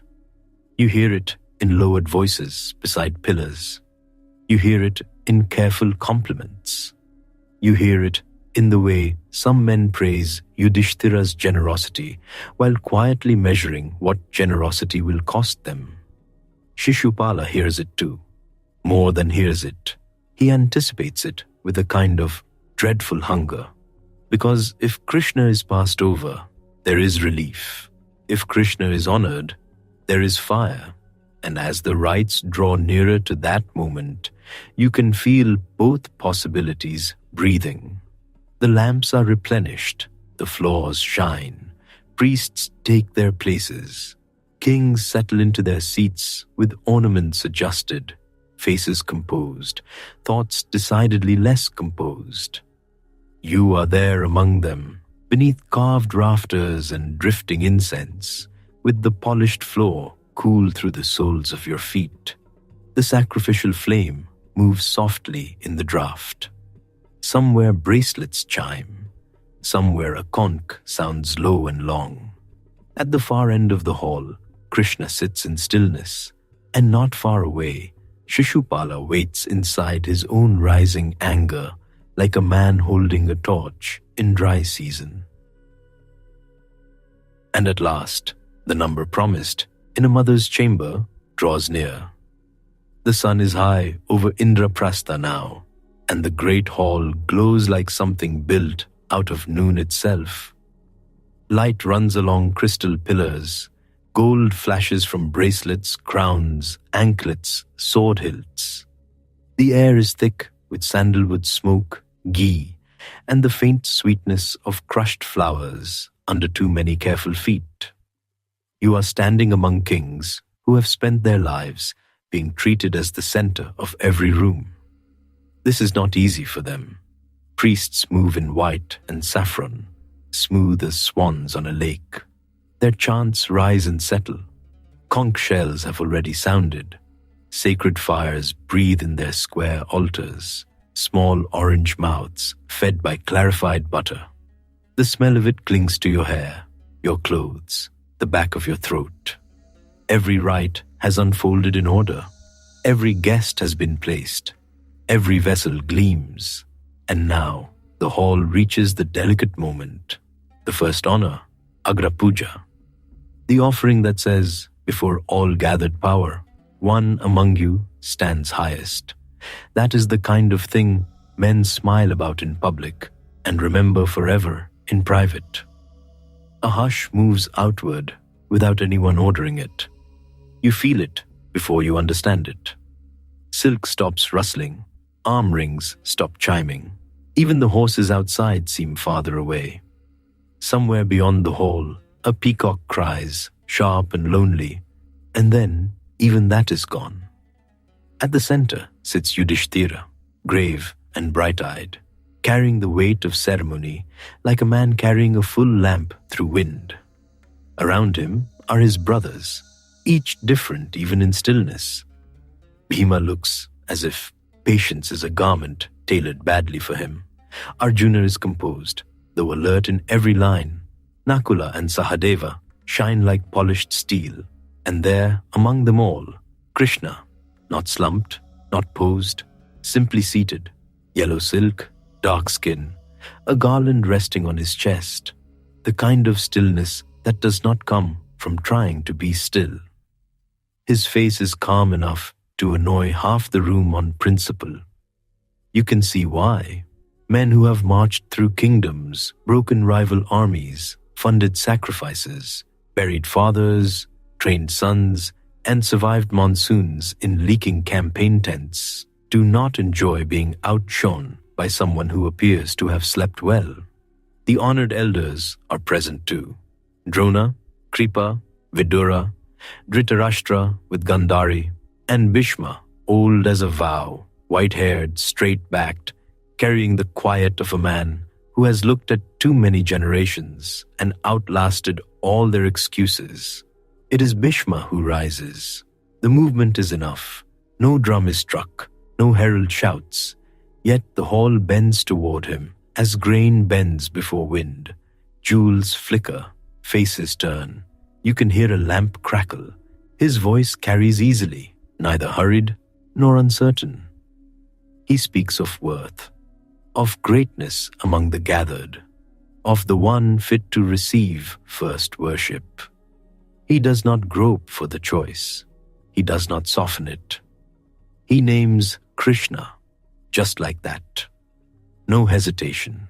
Krishna, he says, is the worthiest man in that assembly. Highest in strength, highest in wisdom, highest in conduct, the one before whom kings and sages alike may bow without shame. The words do not merely sound in the hall. They land. You can feel the landing. Across the rows, expressions change the way a lake changes when wind touches it. Some faces loosen at once, almost relieved. Devotion softens them from within. Priests lower their eyes. Certain kings nod, as if finally the obvious thing has been spoken aloud. The Yadavas sit taller. Some old men smile into their beards, pleased that no one has tried to be clever. Others go hard. A jaw tightens, a brow darkens. One king shifts his weight so sharply that the rings on his sword belt tap against the scabbard. Another stares straight ahead with the heroic determination of a man pretending not to hear what he has definitely heard. A ruler from some distant province studies the floor as if crystal has suddenly become fascinating. And Shishupala, he does not move at first. That is the dangerous part. You see him where he sits among crowned men, wrapped in royal cloth, bright with ornaments, every inch the king he has worked to become. His face is handsome still, but stretched by something old and hot. It begins in the eyes. Not surprise, not exactly, more like recognition. So this is the day.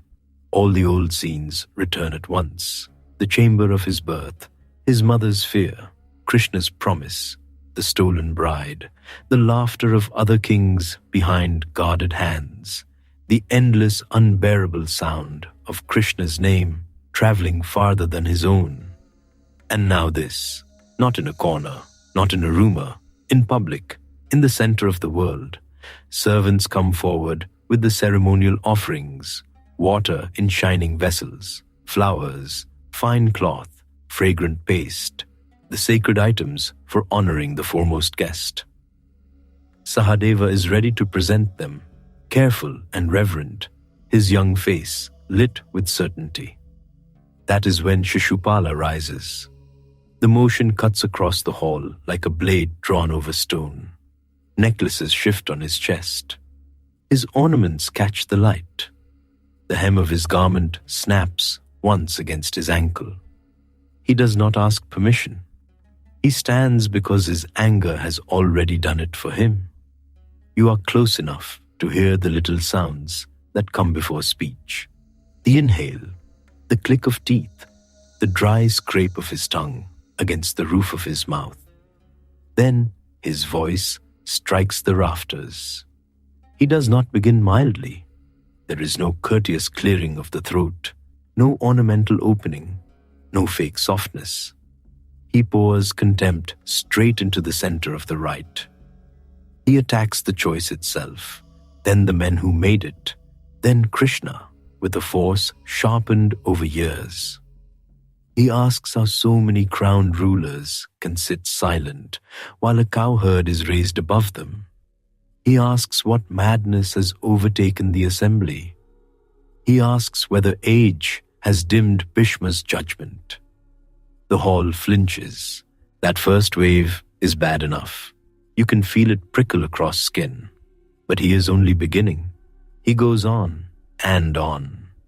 He drags old grievances into the light, like a servant hauling dusty trunks into a wedding feast. He speaks of Krishna's youth in the cow pastures as if simplicity were disgrace. He spits out the tale of Rukmini again, twisting his own humiliation into an accusation. He names Krishna crafty, shameless, overpraised, unfit for honor among established kings. He says that if this hall rewards clever theft and smiling insolence, then crowns have become cheap things. Some men lower their eyes. Some do not dare blink. You are standing in a sacred hall and listening to one king empty years of grievance onto the floor between the fire altars. The smell of hot ghee thickens. Incense threads upward in pale blue lines. Sweat begins beneath collars and earrings. It is a warm day, and anger makes it warmer. Bhima's hand curls slowly. It is not dramatic. That is what makes it alarming. His fingers just keep folding inward until the knuckles stand out like carved stone. If fury made a sound, it would be that leather bracer creaking on his forearm. Arjuna does not move much at all, but his stillness sharpens. He is watching Shishupala the way archers watch a target in wind, measuring, waiting, almost quiet enough to miss if you're foolish. Sahadeva, who had risen to perform the honor, holds the vessel in both hands and looks as though he would gladly hurl the entire ceremony at Shishupala's head. There is a brief stir among the assembled kings. A few murmur approval, not loudly, not with full bravery.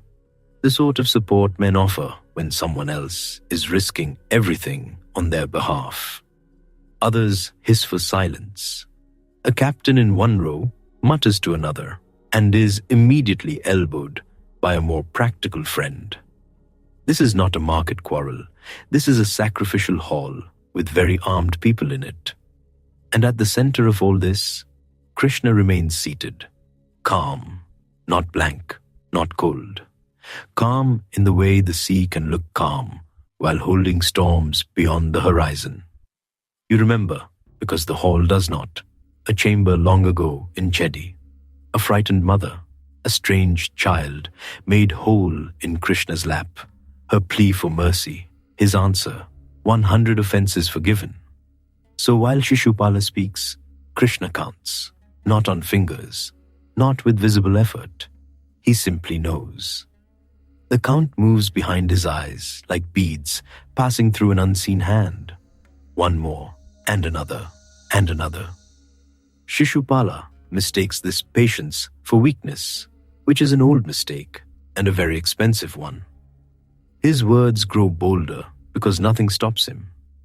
He turns on Bhishma again, insulting his age, his vows, his authority to judge greatness. That earns a ripple of outrage so sharp it almost becomes action. Several kings half rise. One bangs his palm against his thigh. Another calls out that the king of Chedi has gone too far. But Bhishma lifts a hand. Just that. The hall checks itself. He does not waste breath defending his pride. He speaks only enough to steady the room. He says, in the measured tone of a man who has buried too many tempers, that Krishna is no ordinary prince, no ordinary kinsman, no ordinary ally. He reminds them of strength proven, wisdom proven, protection given, danger faced, tyrants brought down. He says that among all assembled, no one surpasses Krishna in worth. He does not plead, he states. That makes Shishupala worse. You can almost see the old grievance leap inside him like oil taking flame. He laughs, but there is no joy in it. It is the laugh of a man who feels the room slipping away and decides to set fire to what remains. He mocks the idea that Krishna deserves worship. He mocks the men who revere him. He mocks the very ceremony. He says the first honor has become a farce. He says kings have become servants to charm. He says Yudhishthira has shamed the assembly. That lands heavily. Yudhishthira, for all his patience, pales. You can see the pulse beat once in his throat. To have the Rajasuya marred at this precise instant, this must feel like watching a carefully built bridge catch fire under the first royal procession. Yet, he holds his seat. He must. Priests glance at one another with the exhausted misery of men who know ritual purity and royal ego are natural enemies. One of them clutches a ladle so hard his knuckles lose color. Another stares into the fire as if begging Agni to handle this personally. The heat gathers. The hall seems smaller now, though it is vast. Carved rafters overhead disappear into shadow, and Shishupala's voice keeps striking them and falling back down. Every insult comes louder than the last, because he has crossed the point where a man speaks to persuade. Now he speaks to continue being the man who began speaking. You know the type? Even in ancient palaces, they exist.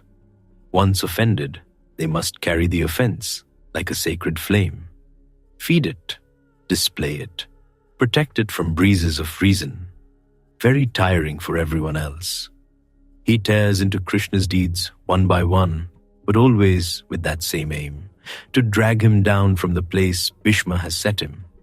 He calls valor treachery. He calls wisdom manipulation. He calls divine ease arrogance.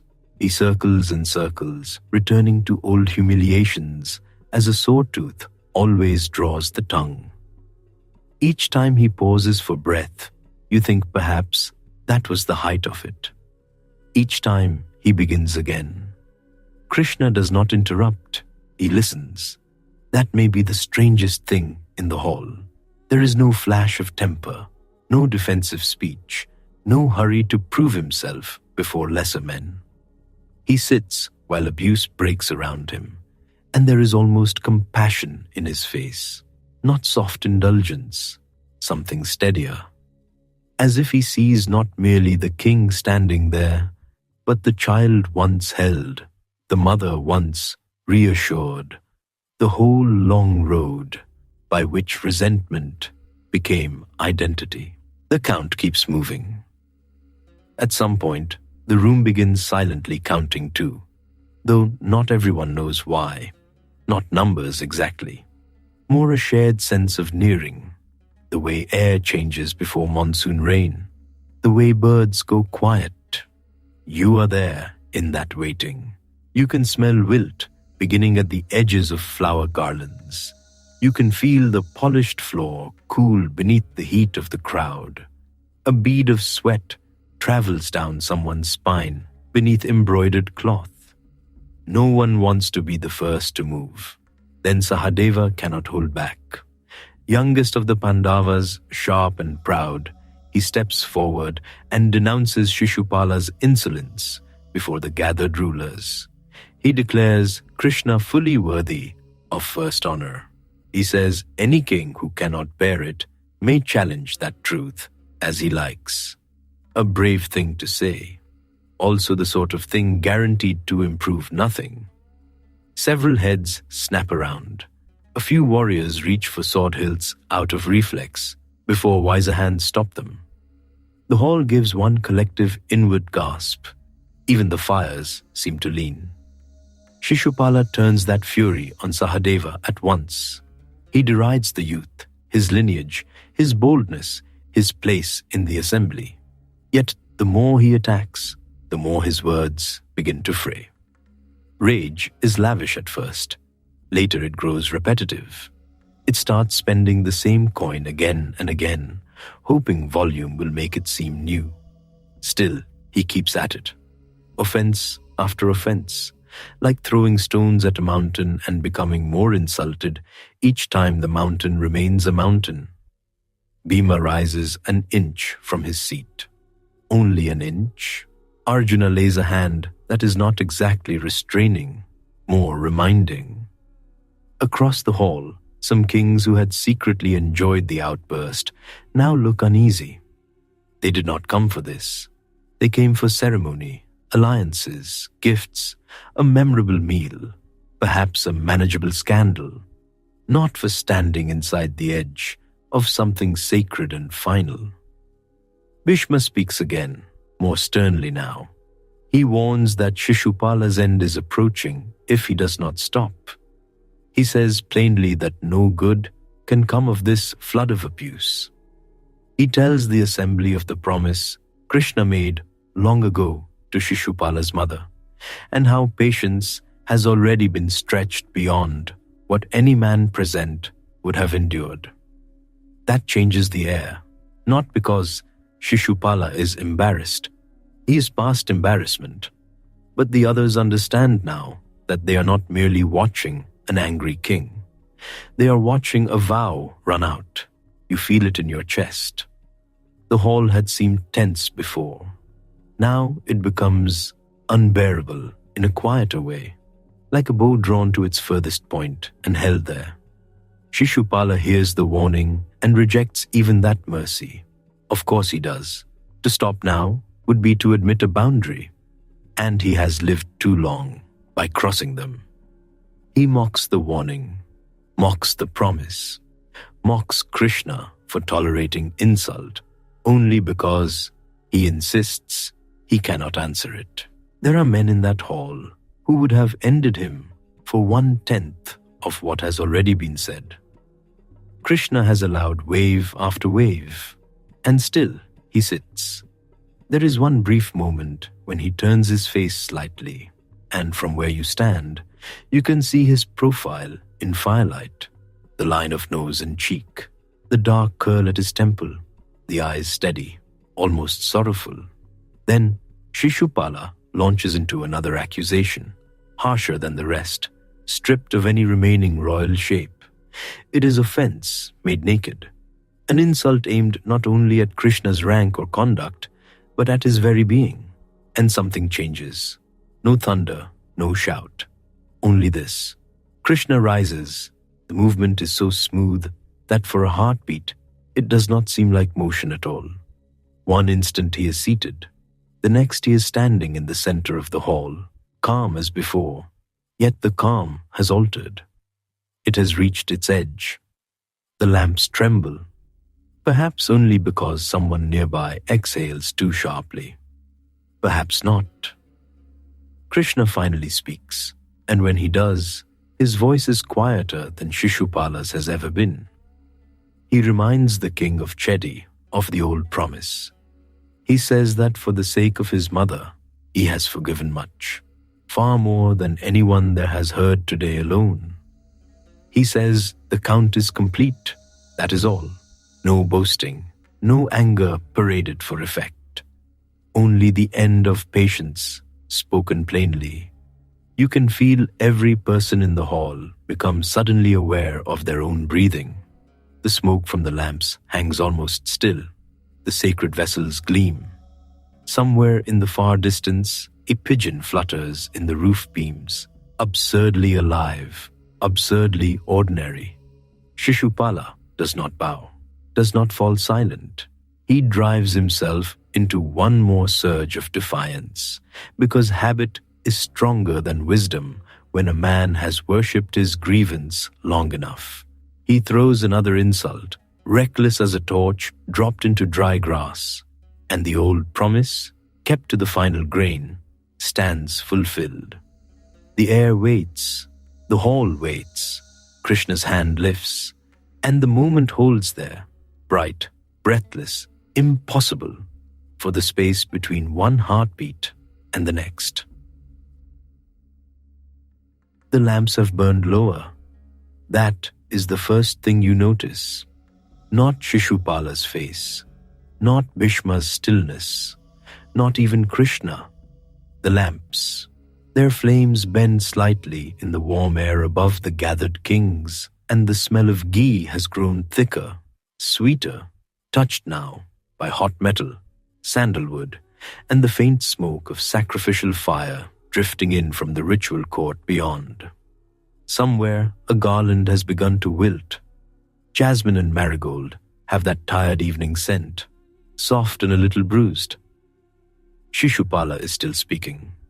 He has gone past dignity now, past caution, past the point where men usually hear their own voice and think, enough, enough, sit down before this gets worse. He does not sit down. He throws another insult into the hall, and then another. Each one lands hard on polished stone, as if words can strike like thrown dice. Some kings stare at the floor. Some lean forward despite themselves. A few look almost sick with second-hand embarrassment, because there is nothing quite so painful as watching a man keep running after the cliff has become visible to everyone else. And Krishna. Krishna sits as though the noise is weather. His shoulders are loose, his face is calm. The first honor still rests with him, undisturbed, as if no storm has dared come near it. The jewels at his chest catch the lamp glow. His eyes are steady. He has been counting all this while, not on his fingers, not aloud, just inside that quiet, no one else can enter. You can feel the whole hall tightening around that unseen count. The old promise is here with them. A mother's frightened plea in a birth chamber long ago. A child made whole in Krishna's lap. 100 offenses forgiven. 100. It turns out that number sounds large when spoken in comfort, and terribly small when the end is standing in the same room. Shishupala does not know how near he is, because rage has its own weather. It fills the ears, it heats the skin. It makes a man feel enormous while everyone else can see him shrinking. He points at Krishna again. He drags up old grievances, old pride, old slights, polished to a shine by years of handling. He pours his whole life into this final heap of contempt. You are standing among kings whose bracelets and sword hilts gleam in the firelight, and even they have gone still. Silk rustles. A conch somewhere far outside gives one low wandering note and fades. The sacrificial fire snaps softly. Then comes the last offense. No trumpet announces it. No heavenly voice interrupts. It is just one more insult from Shishupala's mouth. And yet, everyone feels it. Something has been reached, like the last step in a dark staircase, like the final drop before monsoon rain breaks. Krishna rises. That movement is small, almost gentle, but it changes the air in the room.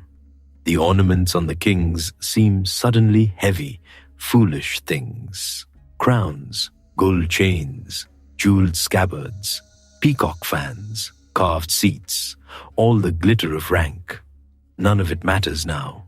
Pride itself looks flimsy, like festival cloth left out in rain. Even those who hate Krishna know, in their bones, that a line has been crossed that cannot be stepped back over. You feel it too. The hairs on your arms lift. The marble beneath your feet seems cooler than before. The hall, which was full of murmurs and shifting weight and offended breaths, falls into a silence so complete that the little crackle of lamp wicks sounds loud. Krishna does not hurry. He does not rage. He does not argue one last time. Enough has already been given. Enough patience, enough room, enough mercy stretched to its edge and honored completely. His hand moves, and the Sudarshana chakra comes, not with the clumsy weight of a weapon dragged from armor, not with the chaos of battlefield panic. It appears like remembrance, like something that was always there, waiting just beyond sight, a circle of terrible brightness, a clean line of revolving light. You almost cannot look at it straight. It glows with its own certainty, whirling through lamplit air so smoothly that for one suspended instant, it seems the entire hall has slowed to make way for it. The gold pillars catch its flash. Gems answer it. The polished floor mirrors a streak of fire that is not fire. No one cries out. No one has time. The chakra flies. Shishupala falls. That is all, swift as the closing of an eye. His long fury, his years of offense, his rank, his alliances, his rehearsed grievances, all of it ends in that one perfect stroke of time. A king who filled the hall with noise is suddenly still upon the shining floor. And then the astonishing thing happens. For a breath, maybe two, no one moves. You can hear cloth settling. You can hear someone's necklace click softly against a breastplate.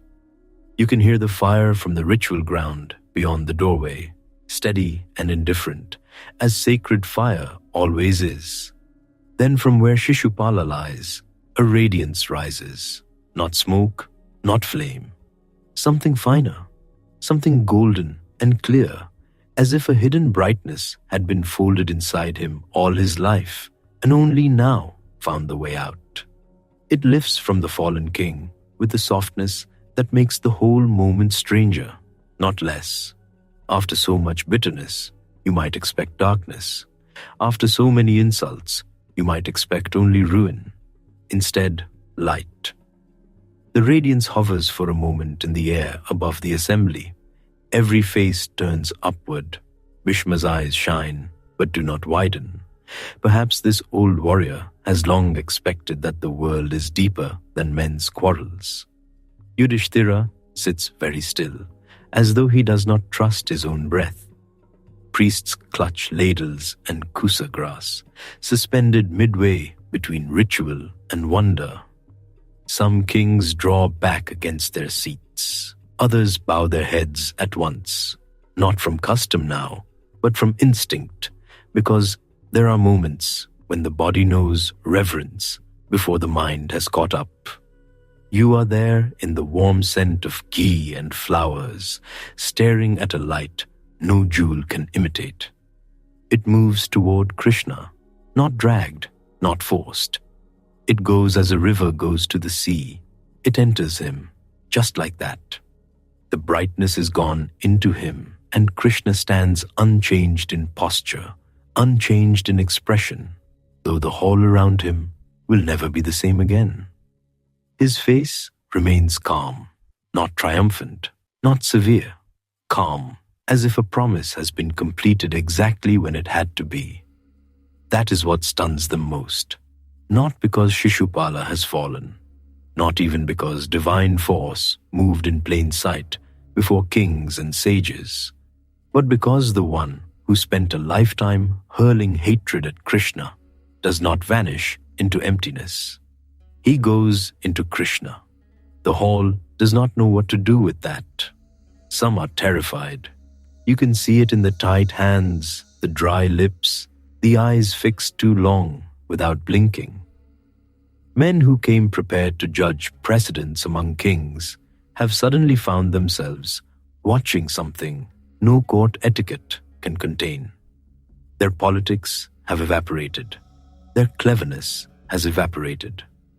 They look like travelers who thought they were arguing over road dust and then discovered they were standing at the edge of the ocean.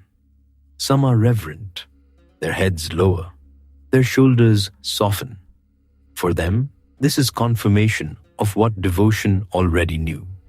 That Krishna is not merely beloved, not merely brilliant, not merely fortunate in war and counsel, but vast in a way the ordinary mind cannot measure. And some are simply stunned. That may be the most human response of all. Because what do you do when a man spends years sharpening himself into an enemy, and at the end, the divine receives even that sharpened edge? What do you do with a mystery like this while sitting in ceremonial silk, your sandal paste drying on your skin, your dinner not yet served, your assumptions collapsing one by one like old painted clay? Nobody had prepared a protocol for this. One servant, poor soul, is still holding a tray of betel leaves near the back wall, frozen as a temple carving. Another has forgotten to blink. A king from some distant region grips his own knees so tightly the rings on his fingers glint white in the light. Somewhere, a peacock cries outside in the courtyard, absurdly ordinary, as if all the worlds have not just brushed against each other in this hall. The smell of incense returns to you slowly. The chant of priests from the outer enclosure resumes in a trembling thread. Life, stubborn as always, begins to move again around revelation. Bhima exhales first, like a bull released from strain. Sahadeva, who performed the first honor, keeps his gaze on Krishna with fierce relief. Arjuna's hand has gone to his bow by pure reflex, though there is no enemy left to answer. Drishtadyumna looks from the fallen king to Krishna and back again, measuring what no warrior can really measure. Bhishma rises then, not in alarm, but in acknowledgement. The elders understand that the right cannot remain broken forever. The Rajasuya must continue. Sacred action has its own momentum. Yet, even as attendants approach the fallen king with cautious hands, no one treats this as common death. The space around Shishupala feels altered. The floor where he lies seems less like a site of punishment than the place where a knot finally opened. Krishna returns to his seat. That simple act steadies the room more than any speech could have done. He does not explain. He does not defend himself. He does not ask for awe. He sits. The chakra is gone from sight. though its memory still trembles in everyone's chest. The first honor remains with him. The lamps continue to burn. The priests, after glancing at one another, gather their voices and resume the measured recitation. Clarified butter hisses when poured into flame. The sacred smoke lifts upward in pale blue ribbons. You breathe again. Only now do you realize you had stopped. The assembly settles by slow degrees. Fans move again. Bracelets chime softly. Someone wipes spilled ghee from a bronze vessel with the edge of a cloth. Outside, dusk is thickening over Indraprastha. The heat has loosened its grip at last. A cooler current drifts through the carved stone openings, carrying the scent of wet earth from gardens recently watered. In that evening breath, the hall feels almost gentle despite what has happened, and Shishupala, who came blazing with insult after insult, has gone where he never intended to go, into the one he could never leave alone. The priests chant, the flames steady. Krishna sits in silence, dark and luminous among kings, and above the assembly, the lamp smoke rises in thin, wavering lines, as if the air itself is still trying to understand. And now, the hall grows quiet again, as all great halls eventually do. The lamps are still burning, the garlands are still hanging, the polished floor still holds the soft glow of firelight. But everything has changed. So after all of that, when the sound has drained from the chamber and even the angry men have gone hoarse, what remains? This: a child was born, marked by fate. A mother was frightened. A promise was made, and a whole life bent itself around that promise until the final moment arrived. That is the shape of it. The first lesson begins in that birth chamber in Chedi, with silk curtains stirring and anxious hands everywhere. Shishupala enters the world strange, alarming, hard to behold, and the room fills with dread before he has even taken his place in it. Then Krishna lifts him, and the child becomes whole. In the same moment, the blessing and the warning arrive together. The one who restores him will also be the one who brings his end. That is the kind of truth these lives keep revealing. Relief and sorrow often come tied in the same knot. You do not always get one without the other. And then there is the mother. That part matters deeply. She does not ask for immortality. She does not ask to overturn fate. She asks for time, for mercy, for delay, for room enough that a child may live before destiny closes its hand. Krishna grants it. 100 offenses he will forgive. So already you can feel what this tale is saying about the divine.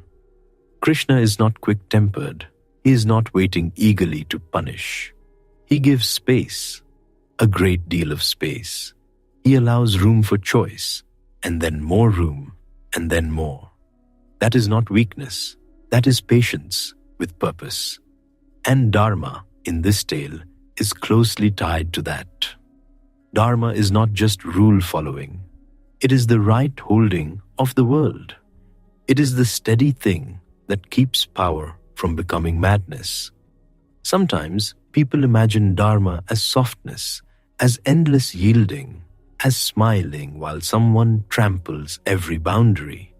But that is not what happens here at all. Krishna endures insult because he gave his word. He honors the promise to Shishupala's mother completely. He does not break early. He does not act from wounded ego. He waits until the line truly has been crossed. That matters, because one of the clearest truths in this whole episode is that restraint is holy, but so is the moment when restraint must end. Patience is a virtue. Permission is not. You can feel the difference. Then come the long years, and with them, karma ripening. Not in a sudden flash, not as some magical punishment dropped from the sky, slowly, by repetition, by habit, by the groove a mind wears into itself. Shishupala spends year after year feeding one fire. Krishna's name reaches him in victories, in marriages, in alliances, in praise sung by other mouths. And each time, instead of letting the wound loosen, he tightens around it. That is karma in a very human form. Karma is not only what happens to you, it is what your choices make of you. It is the shape your inner life takes after choosing the same bitterness again and again. A grievance can become furniture in the mind. At first, it is a visitor. Then, it lives there. Then one day, it is arranging the whole house. That is what happens to Shishupala. His anger stops being an event and becomes an identity. And Maya is wrapped all through that process. Maya is the power of illusion, the veil that makes the passing thing feel absolute. In Shishupala's case, wounded pride becomes more real to him than truth itself. Honor, embarrassment, rivalry, the old humiliation of Rukmini's marriage, these become so large in his mind that he cannot see beyond them. He mistakes the bruise for the whole body. He mistakes offense for reality. That is Maya at work, not just pretty illusions in a magical hall, not just tricks of the eyes. It is the much more intimate illusion that says, my hurt is the center of the universe. And once a person believes that, almost anything can start to feel justified. By the time he stands in Yudhishthira's Rajasuya hall, Shishupala is no longer simply objecting. He is unveiling the life he has built inside himself. All those years of resentment come pouring out in public. The assembly becomes the place where his inner world finally speaks aloud. And Krishna remains calm through all of it, because this is not a surprise to him. He has been carrying the count from the beginning. There is something very beautiful in that image. The divine remembers. The divine is patient. The divine also keeps measure. When the end comes, it comes cleanly. No chaos, no frenzy. The discus moves, Shishupala falls, and then the deepest mystery of the whole tale rises before everyone in that hall. The radiance from him enters Krishna. And this is where everything becomes especially tender, because the meaning opens wider than punishment alone. Shishupala opposed Krishna, mocked him, resented him, fought against him inwardly for years. And still, at the end, he goes into him. Why? Because his mind, however twisted by hatred, was fixed on Krishna with extraordinary intensity, not casually, not occasionally, completely. That does not mean ordinary anger is devotion in disguise. It does not mean resentment is secretly holy. The difference is total absorption. Shishupala's whole being had become oriented toward Krishna, even in opposition. He could not stop thinking of him, measuring himself against him, returning to him. It was dark, painful, corrosive, but it was still a kind of unbroken concentration. And in the presence of the divine, even that terrible fixation is not nothing. Krishna burns away the poison and receives what remains. That is not approval of Shishupala's life. It is something vaster. It means the divine is not trapped by the categories that trap us. Love reaches Krishna. Reverence reaches Krishna. Surrender reaches Krishna. And in rare and fearsome cases like this one, even absolute hostility can become a crooked road to the same door, if the mind never leaves him. That is why the ending feels so strange and so complete. Justice happens. The promise is fulfilled. The insults are answered. And still there is liberation. So it ends not in simple punishment, but in a larger mercy. Dharma, then, is not weakness. Karma is not a child's reward chart. Maya is not just magic smoke and mirrors. They are all here, alive in this one king and this one hall. Dharma is Krishna holding steady until the right moment. Karma is Shishupala, becoming what he repeatedly chooses. Maya is the pride that blinds a man so completely he mistakes his grievance for truth. And grace is that final radiance returning home. So after all the gold, all the shouting, all the rank and rivalry, the deepest truth is very simple. What belongs to Krishna returns to Krishna. That is the quiet underneath the spectacle. That is also why this episode settles the heart instead of agitating it. It reminds you that Dharma may be delayed, but it is not absent. Karma may ripen slowly, but it does ripen. Maya may cover the mind, but it cannot cover reality forever. And grace remains wider than all three. The hall witnessed that.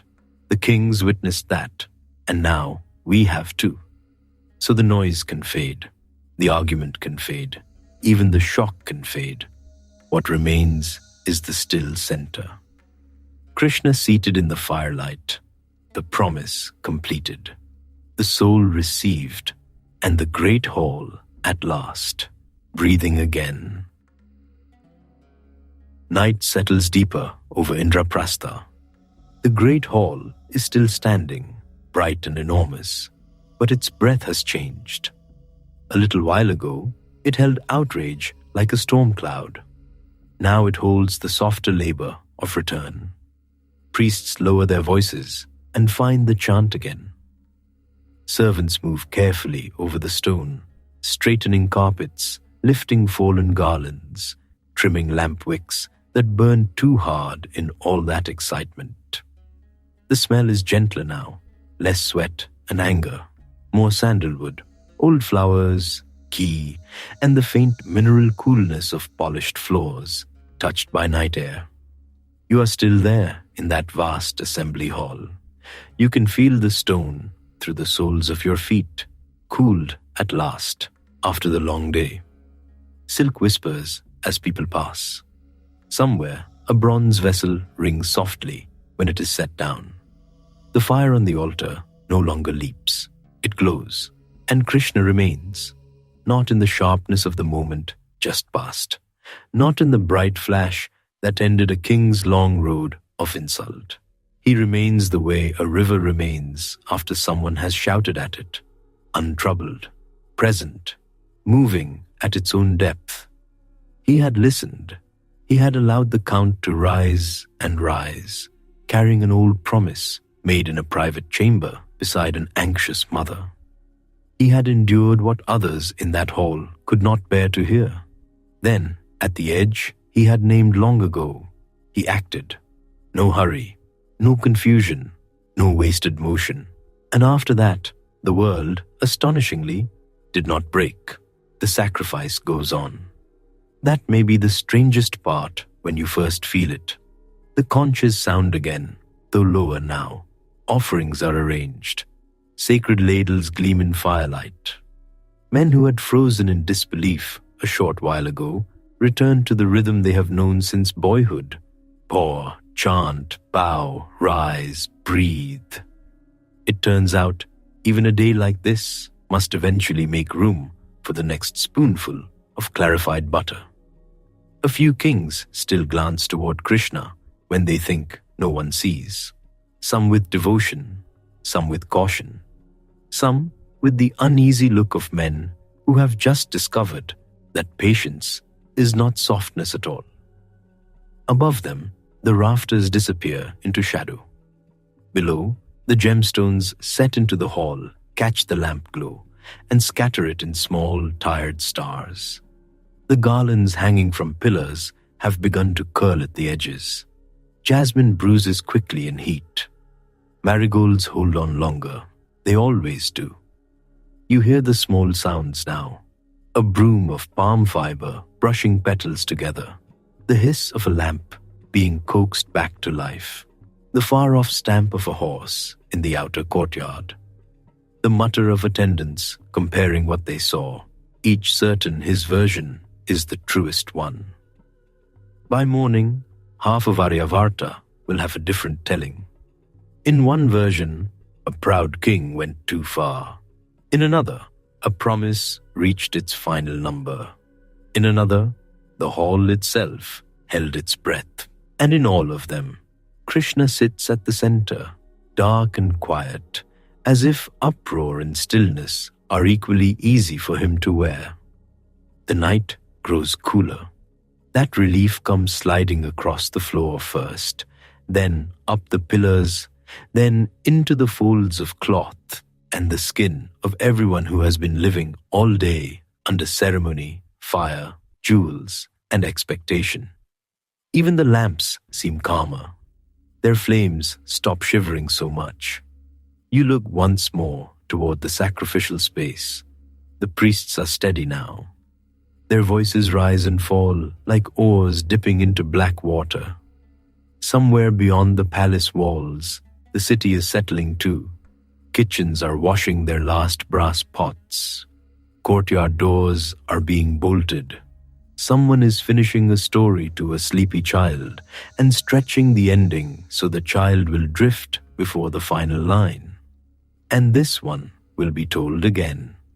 In temple courtyards, where old stone keeps the day's warmth long after sunset, by wandering singers with dust on their ankles and a tanpura humming gently in the dark, by grandmothers near oil lamps while moths circle the flame and children lean against folded knees. They will remember the strange child made whole in Krishna's lap.